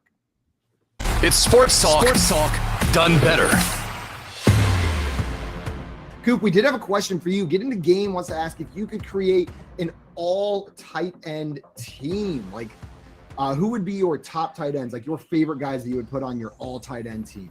Or does he want me to do an all tight end team where I fill out all the positions? Because I could do that. That could too. work as well. Yeah, you All want right. to do that? So wide receiver 1, split end would be Kyle Pitts. Checks out. Right. I knew you were going to say Kyle Pitts. Now on the other side, I would have Jimmy Graham. Okay. At the actual tight end slot, inline tight end, I'd have Rob Gronkowski. Okay. In the slot, I would have Tony Gonzalez, who under Chan Gailey for the Chiefs back in mid 2010s, he led the league in routes run from the slot. Now at quarterback, I would have Logan Thomas, a converted quarterback that now plays tight end. Right at running back, give me Jonnu Smith, a guy that has multiple rushing touchdowns. He could bring it up and down the field. At left tackle, give me Michael Pruitt, one of the premier blocking tight ends in the league. At right tackle, give me Nick Boyle. You've done this all off the top of your head? Of course. At guard, so impressed. like we're gonna fill out the line with the best blocking tight ends that I can think of. So actually at center, give me a guy that's been a captain on a team because you need a strong, smart player at center. Give me Mercedes Lewis, a guy that's been in the league for a long time, one of the premier blockers. At guard, you're gonna want a little speed, a little heft. So I'll take a current guy, Albert Akwe-Bunam. I'll put him 6'6", 260. Put him at left guard. Have him do some swing routes. Have him run around. At right guard, I'll take. Give me Jason Witten. Just give me a big monster to throw in. Get him out of the booth. Throw down the run blocking. And can we put this in like a graphic? As my fullback, move tight end, I'm gonna go with a guy that's played a bunch of fullback. He's played a bunch of move tight end. Very underrated. Give me Chris Cooley, former Redskins tight end, move tight end, Chris Cooley. So that would be my all-time tight end offense. If you need now radio personality. I am in the DMV. I am so impressed. Not just like you didn't just pull out those names and you didn't stop after the positional guys. You said we're talking O-line here too because that's an important part of the offense. Coop, I could not put together a better all tight end team right now. Now put it full depth chart together. You'd be insane to do it. Punter. I feel like a maniac just having done that. But who's the punter and who's kicking field goals? Punter easily is going to be Algie Crumpler because right off the top of my head, I've ever heard. Kind of sounds like punter. Seems like he could boot the ball. Crumpler the punter. Crumpler punter. And then for kicker, we just want to have as many all-time greats on the roster. So give me Antonio Gates. Better Sports Network. It's sports talk done better.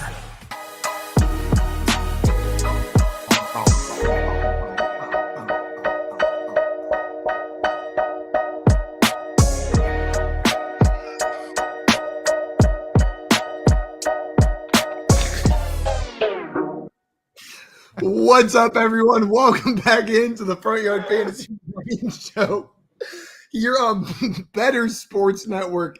I apologize. I thought I was muted over there, and I'm just singing along to our intro music. And then all of a sudden, I see JL's face just like break as I'm going bum, bum, bum, bum.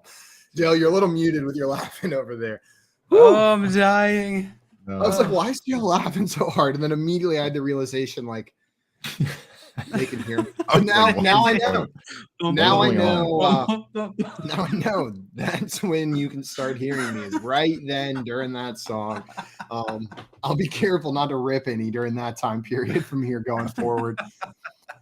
Woo! Awesome. That was a good one. That got me good. I just did not expect to hear you in that moment, and then to hear the sound of you singing to the song. Oh boy, that got me good. Oh, boy. We've got, I want to remind everyone that coming up at 11 a.m. Eastern time, here on Better Sports Network, we're giving away a full-size authentic NFL autographed by New York Giants legend Lawrence Taylor helmet. Hey. I said helmet in the wrong spot in that sentence. But 11 a.m. Eastern time on Moose and Keith.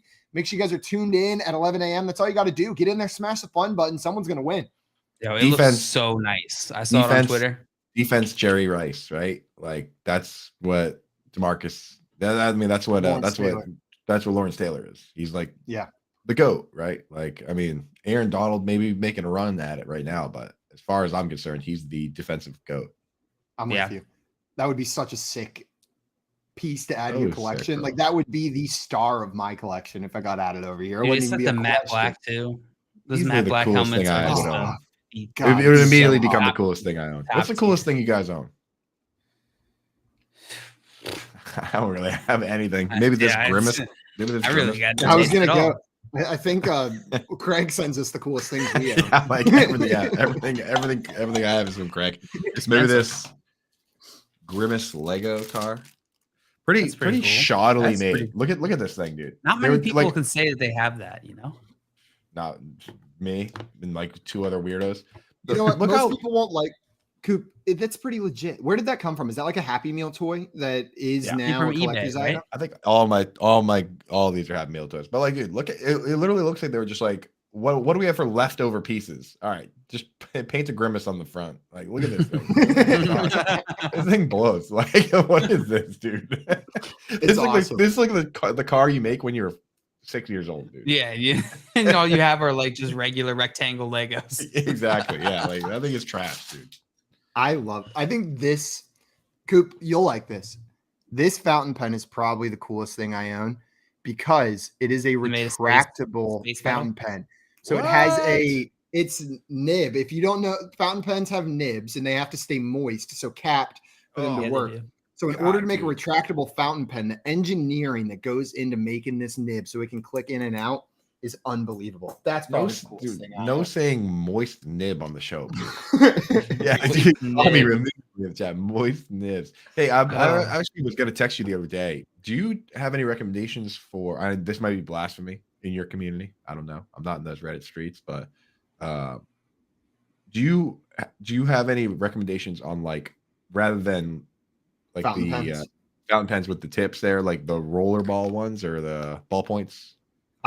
Whenever it comes to non-fountain pens, my preferred pen is the Uniball fine point pen, not a roller ball, nice. but it's like a fine point pen. That's my go-to. They're relatively cheap.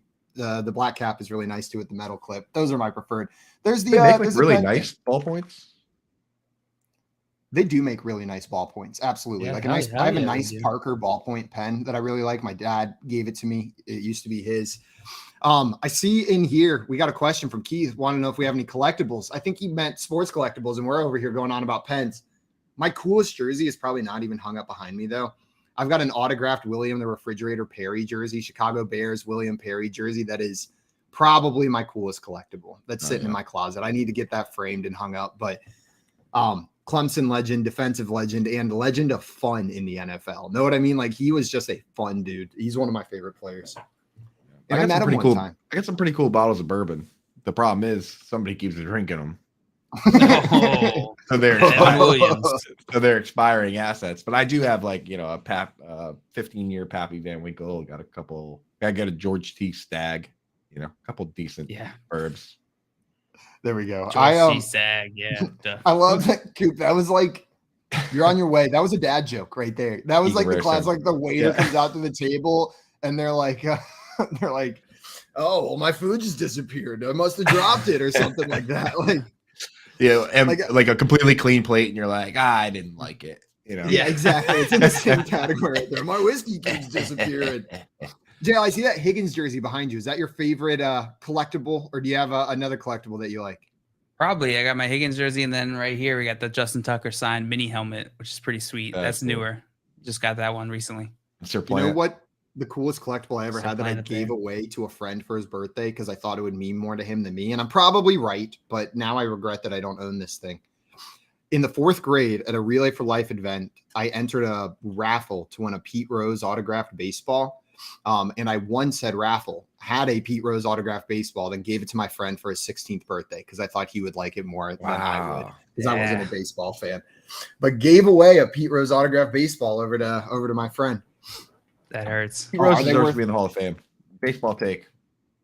Also, I see Keith in there saying Pete Rose autographs are worthless. He signs too much. Is that true? I don't know anything about I'm less in tune on the baseball collectibles side than on the sign slut. He does sign a ton, and he also likes to. I've noticed he also likes to write like little jokes and stuff on the balls. Like I've seen a lot of signatures that say like sorry I bet on baseball, or like, like just like a bunch of different like little stupid things.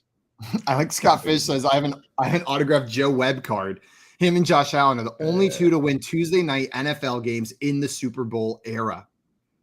So you got two people to win a Tuesday night game in that Super Bowl era. Top tier.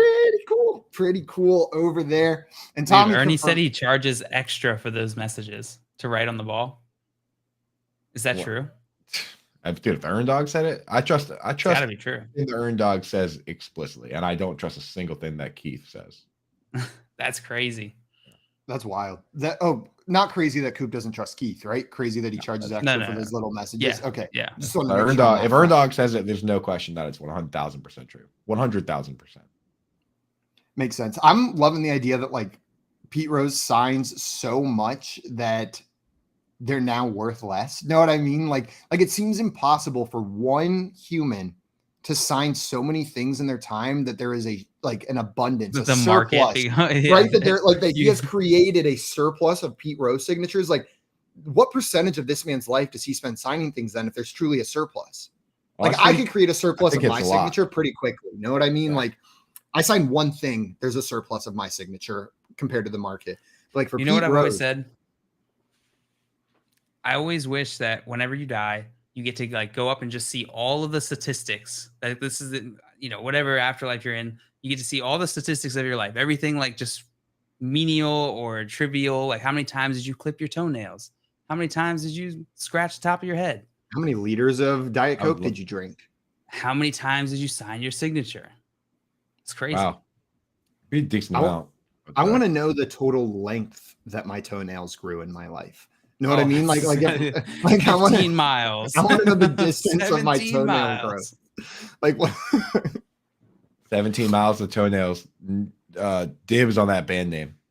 Tommy in here said, "How many times have you seen Nacho Libre?" Yeah, we could keep track of that. How many hours have you spent watching Nacho Libre, dude? That's a sad number, Simon.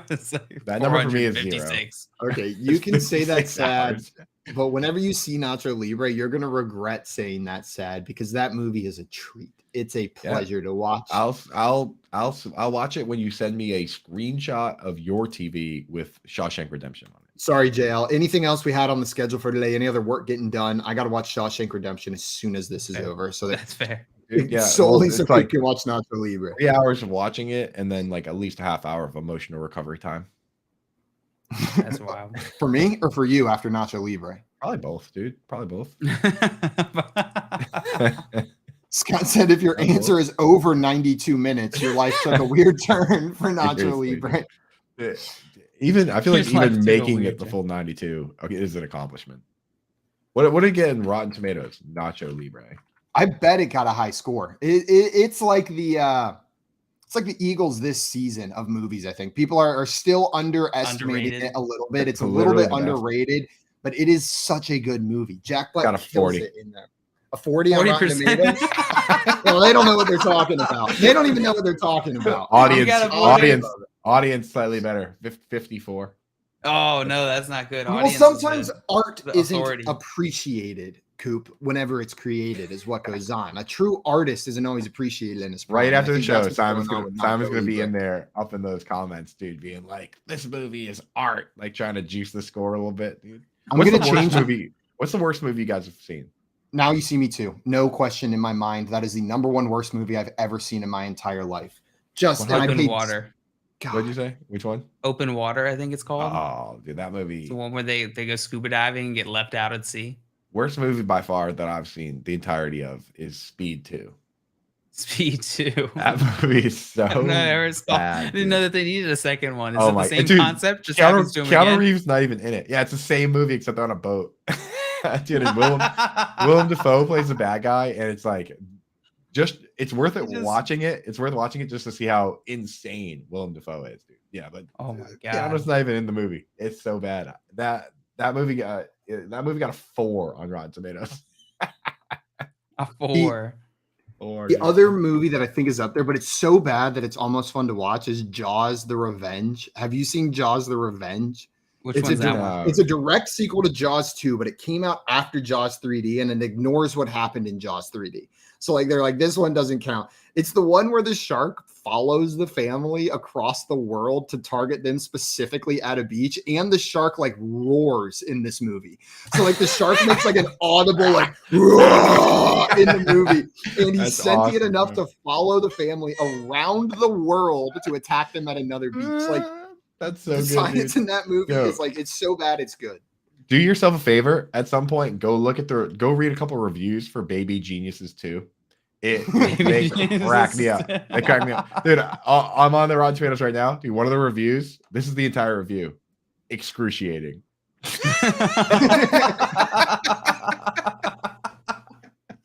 Like, dude, Baby Geniuses 2, dude. Yo, Someone went to their Blockbuster, rented Baby Geniuses 2, went home, loaded that bad boy up, and then was like, "Wow, this sucks." This movie has a straight up 0 on Rotten Tomatoes. Yo, one of the top user review. What in the holy mother of God did I just watch? That's so good. Was that for the Colts Broncos game or Baby Geniuses 2? Same. The same. Excruciating. Dude, another review. Unspeakably ghastly. Unspeakably ghastly. Dude, yeah, Baby Geniuses. To use the word ghastly to describe a movie, you really had to hate that movie. Those are from real. Those two I just read are not from users. Those are real critics, dude. Like the guy that said excruciating works for the Chicago Reader. Like the reviews are fucking amazing. Scott Fish said, Simon, but Now You See Me 2 answered all our questions from Now You See Me 1. Dude, how have you seen Now You See Me 2, but you've never seen Goodfellas? Are you kidding me? That is a mistake. You're right. I say to this day, I don't regret most choices in my life because they led me to where I am, right? Like they led me to where I am. They led me to the person I became. Most of the mistakes I made had a lesson learned with it. The only thing in my life I truly regret, like have true regret over, is paying $17 to go see Now You See Me 2 in movie theaters. I will never get that time or that money back, and I gained no life lessons from it, no experience. Like there's nothing I'm a better person for because I made that mistake. I'm just $17 poorer, and I'm gonna like have an hour and a half of my life that I will never get back. That's an hour and a half of my life that whenever I'm dying, I have to think about that I spent it watching Now You See Me 2. Dude, that movie came out in 2016. You were an adult when you made that decision. I know. And it's I the was. gift that keeps on giving because you're still talking about it. You're still giving it time. God, it's just awful. It's absolutely awful. Guys, we have our friend Juan Carlos Blanco coming up shortly, and we're going to preview this Monday Night Football game for you. You're listening to the Front Yard Fantasy Morning Show here on Bettor Sports Network. Collectible moments. Everybody up here at U.S. Cellular. Sox 5 runs, 6 hits. The 2-1 to Bartlett. Swing shot to short. Ramirez has it, throws.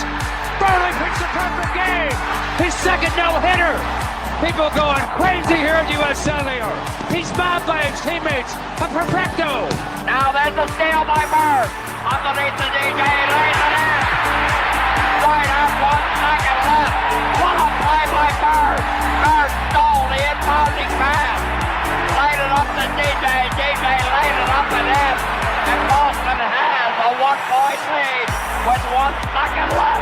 Out of the I formation on first down. Peterson the carry, looking for running room on the right side. Has it to the 25, across the 30, across the 35, and out of bounds at the 40-yard line. Adrian Peterson has just gone over 2,000 yards for the season. The 7th man in NFL history to cross the 2,000-yard mark. Well, a thundering ovation for number 66, Mario Lemieux. Just the emotion I'm sure Mario is feeling in this place. You don't appreciate something until it's gone, and it's so great to have Mario back. Yager turns around.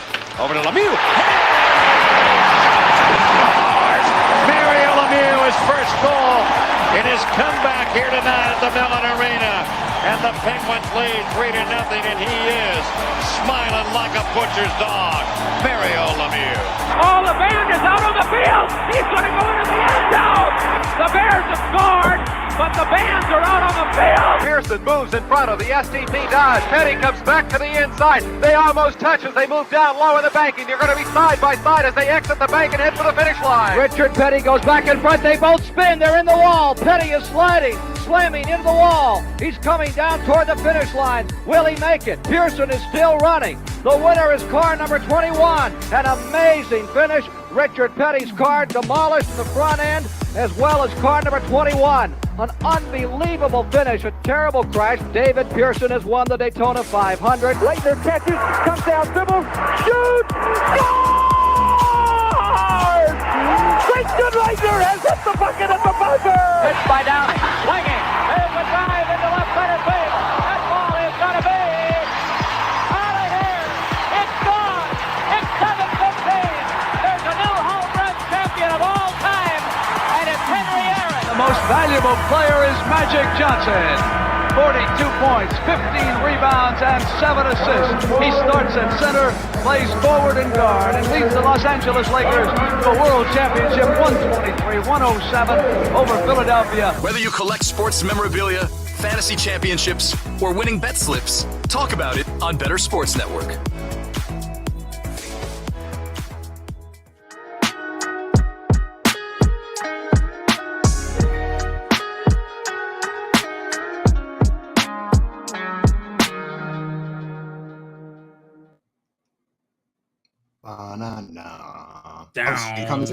What's up, everyone? Welcome back into the Front Yard Fantasy Morning Show here on Bettor Sports Network. Joining us right now, we've got Juan Carlos Blanco coming up to talk some Monday Night Football with us. Juan Carlos Blanco is an analyst who covers the MLB, NFL, NBA, CFL, and USFL over at RotoWire and the Game Day. Juan, thank you so much for joining us today, my man. Thanks a lot for having me, guys. I know I've had some technical issues on my end, so I appreciate your patience and glad to be here. Happy to have you, man. Absolutely. We got a fun game going on tonight. The Kansas City Chiefs and the, I almost said Oakland Raiders. They are the Las Vegas Raiders facing off tonight. After a bunch of lower totals this week, I feel like the totals set by Vegas were a little bit lower. 1 p.m. games outperformed. This is the only one above 50 points. We're sitting at 51.5 points, a 7.5 point spread in favor of the Chiefs. Juan, I know you like to put out articles with some of your favorite bets for these games. We got this Monday Night Football game coming up. There's a lot of exciting pieces in it. Do you have any prop plays or bets that you're really tuning in on tonight? Yeah, I had a few actually just diving into it last night that I really leaning toward a pretty much a high scoring game, at least on the Kansas City side. I really liked, first of all, Mahomes. I do like him to have a big game. I mean, I was looking at just what he did last year in both games against the first one. I mean, he kind of just blew it out of the water. 5 touchdown passes, I think, in that first meeting last year with Vegas. And although he may not have Smith-Schuster now that, he hamstring injury, I guess, popped up on Saturday for him, so he might be limited. But the way he's been able to kind of just keep his stride without Tyreek Hill this year has been really impressive so far. For the most part, they had a little bit of trouble in the Colts game, but overall, he's just been really impressive in the sense that he really hasn't missed much of a beat and kind of acclimated to these new guys pretty quickly.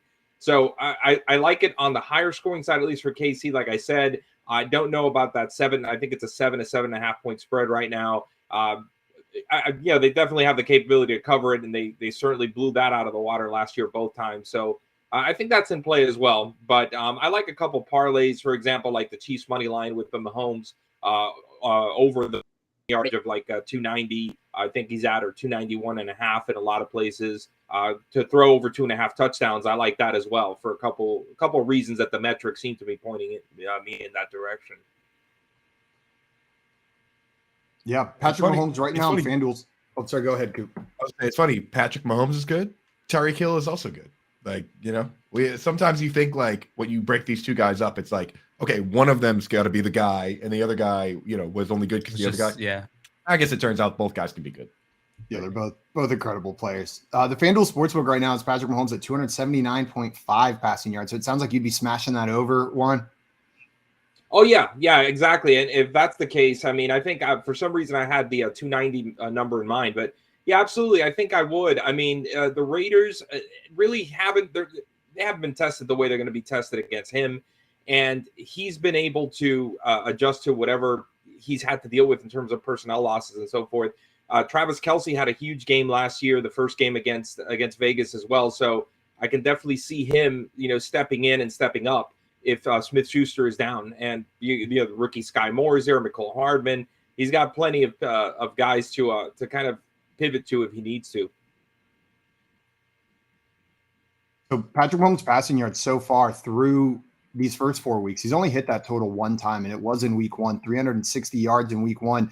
All the other totals are below that number, the 275 number that we're looking at for this game. But it sounds like you like this matchup against this Raiders defense. Sounds exploitable, and hopefully the Raiders can get something going on their side to force Patrick Mahomes to have to keep slinging that ball around. Yeah. I mean, it's funny with Andy Reid and Mahomes, and that's not even always necessary for the opponent to be, clicking on all cylinders for them to keep throwing anyway.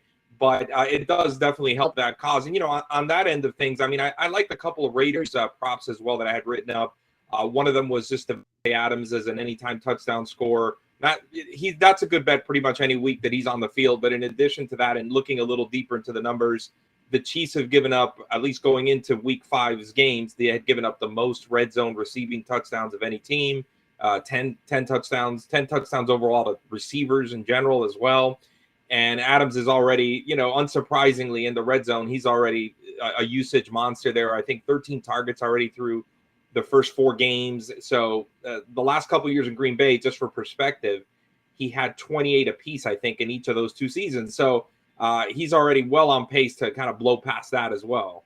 So I'm thinking Adams as an anytime touchdown scorer at plus money is a great prop to go with here. And Josh Jacobs, I like his receiving yardage prop too, just based on the fact that you've got a run defense in Kansas City that's actually pretty good. They've been shutting down the run at a league best rate in terms of yards per game allowed going into week 5. So I think they're going to have to pivot a lot to maybe some short passes instead of the run. Last year, I believe it was 40 yards total for Jacobs on the ground on 16 carries in the 2 games against Kansas City. So he didn't get very far, but he had 10 catches, I think, overall or thereabouts. So I like that receiving yardage prop. I think it's like at 18.5 or something like that when I looked at it last night. Yep, 18.5 is exactly where it is. Frank Clark, Chris Jones, rookie George Karlaftis, first round pick. I mean, like, pretty sneaky good. And not to mention, like, the best run defense in this league is a good offense, right? Like, the running is the luxury of the winning team in many cases. So if the Chiefs offense is putting up points, it makes it tough to run the ball. Yeah. They've actually faced, I think it was like the least rush attempts. So you've got that asterisk, I guess, next to that number, but like you said, they have plenty of talent. They've got the speed on defense, and they're going to go ahead and they've got the body of work already showing that they can shut down Jacobs pretty good. So I don't see any reason why that probably wouldn't happen again.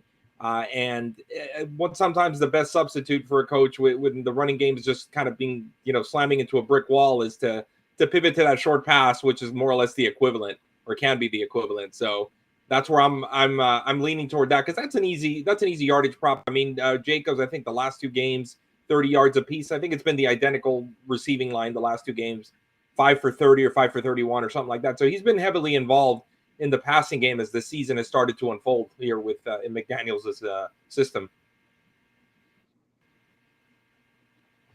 And I see Timmy is saying, I need Josh Jacobs to go off for Scott Fishbowl. So you like him to get that 18.5 yards, but talking about this tougher run defense, you're expecting the Chiefs to score at will. Do you think from like a fantasy perspective, Josh Jacobs is going to have a good game, or you're just liking this one prop for him? Yeah, more so leaning on the receiving prop here, just based on what the numbers are telling us and based on what he did last year. I think I see him having a tough time on the ground, of course. Although for fantasy purposes, as we know, a couple of carries near the goal line can kind of resolve the efficiency issues for your fantasy score and get you a couple touchdowns and kind of prop it up. But I see them going more, like I said, to Adams, more so in the red zone when they get down there. That matchup, for whatever reason, against the Chiefs secondary, which isn't a bad secondary, but down inside the 20, they've just had trouble stopping receivers and stopping the passing game. So I think that's definitely, obviously, something that's Daniels' radar and Carr's radar, and I think they're going in that direction. Yeah. Coop, you want to play the game that we always like to play with these games? How far down the list of first touchdown score would you be willing this is my to favorite, go? My favorite game. We So look you at have the it in first front of touchdown you. score odds. Yeah. Go down that list. Go ahead, Coop. Tom. Sorry. I would say you pull up the first touchdown scorer list, right? The odds where it's like Kelsey's plus 600, Clyde Edwards-Helaire plus 750, and you see how far down that list you can create a narrative for somebody to actually score. So at the very bottom, it's like Tyron Johnson, Jesper Horsted, probably not going to happen, but somewhere in there's a potential, a lot of times plus 4,000, plus 5,000 that could happen. So Juan, when you take a look at that list, how deep can you go on that list and still create a narrative? I mean, there's always the Las Vegas defense or Kansas City defense. That's all no matter what team it is, that one's always in play. But when you take a look at that list, is there anybody down there where you say, hey, you know what? I might be willing to sprinkle a little money on this guy to potentially sneak one in, right? Right. I'm take actually a second to take a look there. There's some. Yeah. I'm pulling that up as we speak. So it's funny you mentioned Jesper Horsted. I believe Moreau is questionable, so he actually may be backing up Waller today. So that might not be the craziest idea on a crazy play action, down near the end zone or something like that. You never know, because I think I think Moreau may be questionable for this game. But in looking converted at that, wide receiver. He looks like a tight end. Yeah, I know, but he played wide receiver at Princeton. Yeah. I mean, guys like that are the type that sometimes when you have you think that other team, especially a division opponent, really knows you well, really knows your tendencies well. Even though in this case with the Raiders' new coaching staff this year, but you kind of down near the goal line, you have to get creative sometimes. In close quarters, it's already tough enough to score as it is. Sometimes you basically have to get somebody involved that you normally wouldn't, to get the defense off guard. I mean, that would be a great guy. But in looking further, I'm looking at the list now. Here's a guy who, in preseason we heard plenty about, and if Smith-Schuster's out, this could be a guy that comes into play near the goal line too for Kansas City, or from any distance really. Justin Watson. He made some noise in the preseason. He did he's a good back from his Buccaneers days. He had a lot of potential. He just couldn't really break through on the depth chart there. But he's an athletic guy. He can get downfield, as we saw in preseason. And he had a couple big catches downfield. So it's not a guy that you just have to, hope for something from close range as far as a score. He's able to kind of hit from anywhere on the field. And I think he's just looking at I think it was at Caesar Sportsbook here. I think it's like plus 2,800 for him right now for anytime touchdown score. So there's a guy. I think he's actually last on the list. On FanDuel, you get $5,000 on FanDuel. Yeah. So sorry to interrupt that. On FanDuel, you can get plus 5,000 on Justin Watson. Plus 5,000. Fight your bookie level. That's $100 to win 5,000. Yeah. There's a guy that I would roll with because it's actually not as outlandish as as the price may imply. The other one that jumps out at me, Tommy actually mentioned it in the chat. Like if we're talking just long shots down here, though, Zamir White is at plus 6,000 to be the first touchdown scorer on the FanDuel Sportsbook. They are starting to work him in a little bit more. That's one that jumps out. And then the other one a little bit higher up. We've seen Jody Fortson do it twice this season. 1 catch, 1 reception, 1 touchdown. They get down there. They know Travis Kelce is going to be heavily targeted. Maybe they chuck the ball to Jody Fortson, start the game off, get him in the end zone. Plus 3,100 to be that first-time touchdown score. So those are the two that stand out to me, Zamir White and Jody Fortson. What about you, Coop? Any on there? Go big, bro. Jakob Johnson. Plus 14,000. I don't even got know 1 carry on the season. And the next one's going to be for a touchdown. Absolutely. I don't know if I can go that deep, dude. I do like the Jesper Horsted call. That'll be a fun one if he does hit it. Plus 6,000. $10 wins you $600. Kind of interesting. Or if you're Keith, you just bet for there to never be a touchdown and for it to be the worst game ever. Yeah. Juan, what do you think about this? What do you think about the person who bets on a no touchdown game? Like what does that say about the mentality of a person if that's the bet they want to make? No touchdowns scored. We may know someone who did that. What game was it during the Colts Broncos this Thursday game? and it hit. This Thursday and it hit. That's a miserable bet, right? No touchdowns to score in a game. Yeah, it gives you. I mean, it's usually with any of these bets, you're rooting for some kind of offense. Obviously, in most cases, which is by nature an optimistic way to view football. So it is kind of a gloom and doom bet. But funny enough, I mean, this Thursday's matchup would have been one of the few times that you can kind of pick your spots and do something like that, because it really, from a pure betting perspective and from a pure profit perspective, there are moments in the season where you can kind of feel it. If you're tracking a team's offenses struggles and you kind of see the matchup, it doesn't line up well. And both of the teams, for whatever reason, are either in a tough environment, maybe late in the season when weather's also a factor, things like that. That can actually be a prudent way to go, just from a pure sharp betting perspective, once in a blue moon. Although in today's NFL, obviously, it's almost designed to prevent that from ever happening. And funny enough, when it does happen, for example, as you're saying on Thursday night, it happens with like two marquee offseason quarterback additions at the helm for each team. Guys that have accomplished, whose list of accomplishments is a mile long in the NFL. And that's what ends up happening, just because, there's so many unique aspects to, I guess, the NFL offense and being able to score consistently.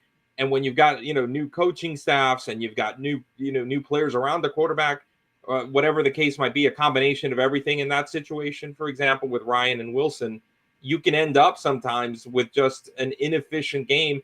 And obviously with the two defenses also that are really talented as well, and in a tough place to play over there at Empower Field. So. Yeah, that's the bet you make if like you have to go to a wedding or something and you can't watch the game and you just spitefully, you're like, I hope there's no touchdowns. Like, I hope the game sucks.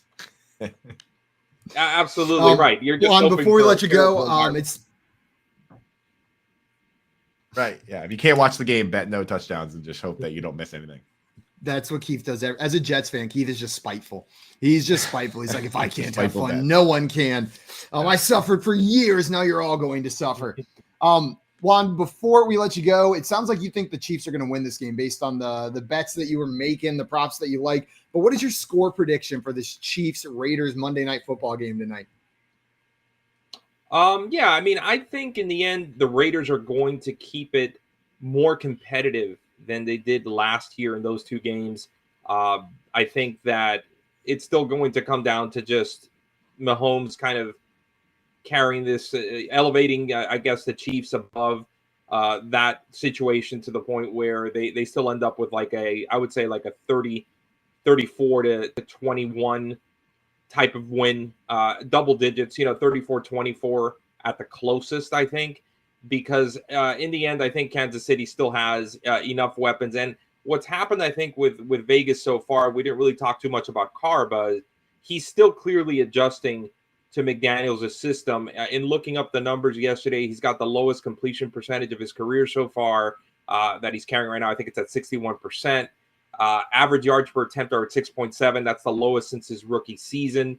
So he's still getting his feet wet in the offense, even with Adams there and everything. He does get Hunter Renfrow back tonight, which is going to help for sure. And Mac Hollins seems to really have kind of just blossomed into kind of a mid-career renaissance, I guess you could say, or a mid-career breakout for him when he got a chance here to be the number 2 guy for the last couple of weeks. But we'll see kind of as he falls back into a third role, probably technically with Renfrow there, how well will he adjust to that? I don't know that they're still going to be at peak efficiency by any stretch yet. I think that's going to take until about the midway through the season.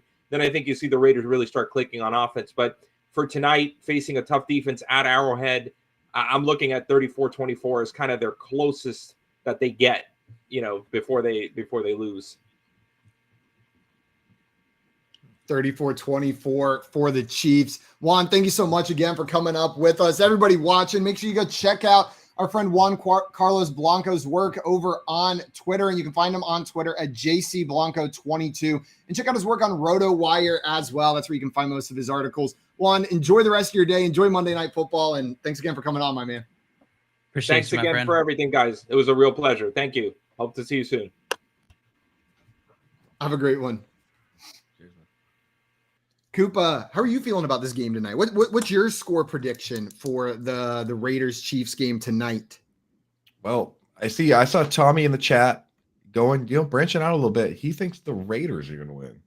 Interesting, Tommy. No, interesting call by him. The biggest Raider fan that I've ever seen says the Raiders win tonight, but I'm gonna have to pick the Chiefs to win. I think that I like what Juan said there about the Raiders keeping it close, maybe hitting the over, which would be fun. But I think that Chiefs somewhere in the high 20s, maybe like 28, and the Raiders maybe 25. I think something like that would be pretty reasonable. 28-25. I got a feeling. I just got like a vibe, and it's not one that I'm going to bet on, but I think the Raiders are going to pull up this victory tonight. I think this is like they're sitting at 1-3. I don't think this team is as bad as their record looks. It's a division game. We've seen weirder things happen. I'm going to take the Raiders to win this game, and I think it's going to have to be a little bit lower scoring in order for that to happen, right? I think the Raiders are going to have to get Josh Jacobs going. So I'm going to say that the Raiders win 21-17 in this game tonight. It's going to be 21-17 for the Raiders. Damn. I'll take the Chiefs in this game, and I'll say Chiefs win 31-27. I think this ends up being a good game. 31-27 Chiefs for JL. I'm writing all these down. And Coop, you said 28-25 Chiefs, right? Yeah. 28-25 Chiefs is what Coop said over there. I saw Wall in here said, hi from Bali. It's almost 10 p.m. here. Whoa. Well, you fancy little devil. What you doing out there? Bali, you fancy man. Is that full 12 hours? It's almost 10 a.m. here. Huh, that's wild. Clocks are so crazy. Time zones or whatever. We got Hal in the chat saying, I'm down 40 going against Waller. I have no one going, so there's still hope, right? Yeah. Surely there could be a 40-point stack correction and Waller scores 0 points. You absolutely got this, Hal. I did see a comment in the chat earlier asking us about that hit on Tom Brady that was called roughing the passer. I know we're wrapping up here, but I just wanted to talk about it. Grady Jarrett with a just textbook bringing the quarterback to the ground, but was called with roughing the passer, kept that Tampa Bay Buccaneers drive alive, preventing the Falcons from getting the ball back with a chance to win that game. Did you guys see that roughing the passer call? Do you think that is just them protecting Brady? Like, that's what people are screaming, right? They're screaming like, if it was any other quarterback, they wouldn't have called that. Like, do you think that's the case? That's what we're seeing there? No, I think they do it with Aaron Rodgers too. I wasn't in the pro shop. I have to pull that one up because I wasn't in the pro shop for that one. Yeah, they do that with quarterbacks. I don't think this is just a Tom Brady thing. I think you could definitely argue that Tom Brady probably gets it more than other quarterbacks just because of the nature of who he is. I mean, he's one of the biggest celebrity there is quarterback wise, and one of the most vocal players in relation to those types of things. So like the same with Aaron Rodgers, but that just the league overcompensating a bit. That looks like to me that looks like a tackle outside of Tom Brady kicking his leg like a toddler. Yeah, then Tom Brady tries to kick him, right? Like a little baby over there. That's like his roughing the passer. Signature move. I love Tom Brady. See the kick. That's hilarious. I love Tom Brady, dude, but that is such a baby move. Bad Grady. Why'd you do that? I was gonna throw it, and now I can't. Greatest now quarterback I all have to lay time. on the ground. To lay on the ground. Yeah, now my pants are dirty. We're sitting here doing like baby voices for the greatest quarterback of all time. Legend. Like, just, like, my name is Tom. Legend. Half $500 million. I'm like $500 million. I want to remind everyone watching this that there is a chance today to win that Lawrence Taylor helmet. If you're just tuning in now, we We are going to be giving that away at 11 a.m. Eastern time here on Bettor Sports Network during Moose and Keith, which is coming up next. So make sure you guys are staying tuned for that. And if you enjoy what we're doing over here, if you like hanging out with us, head on over to our YouTube channel at Front Yard Fantasy, hit that subscribe button, and check out all the awesome content we're pushing out over there. We got a game show. We got videos coming out helping you win your leagues. It's fun stuff. It's fun stuff over there. That's going to be it for us today, though, everyone. A reminder, stay tuned here on Bettor Sports Network. Keith and Moose coming up next, followed by Lunch Money presented by Fantasy Guru. Then we've got Corey, Nando, and friends on right after that. It's a full day, a full Monday of programming, getting you ready for some Monday Night Football. Until tomorrow morning, though, we are out of here. Enjoy the rest of your Monday. Kick off the week with a bang. We'll see you guys tomorrow morning. Bang, bang. Bum, bum, bum, bum, bum.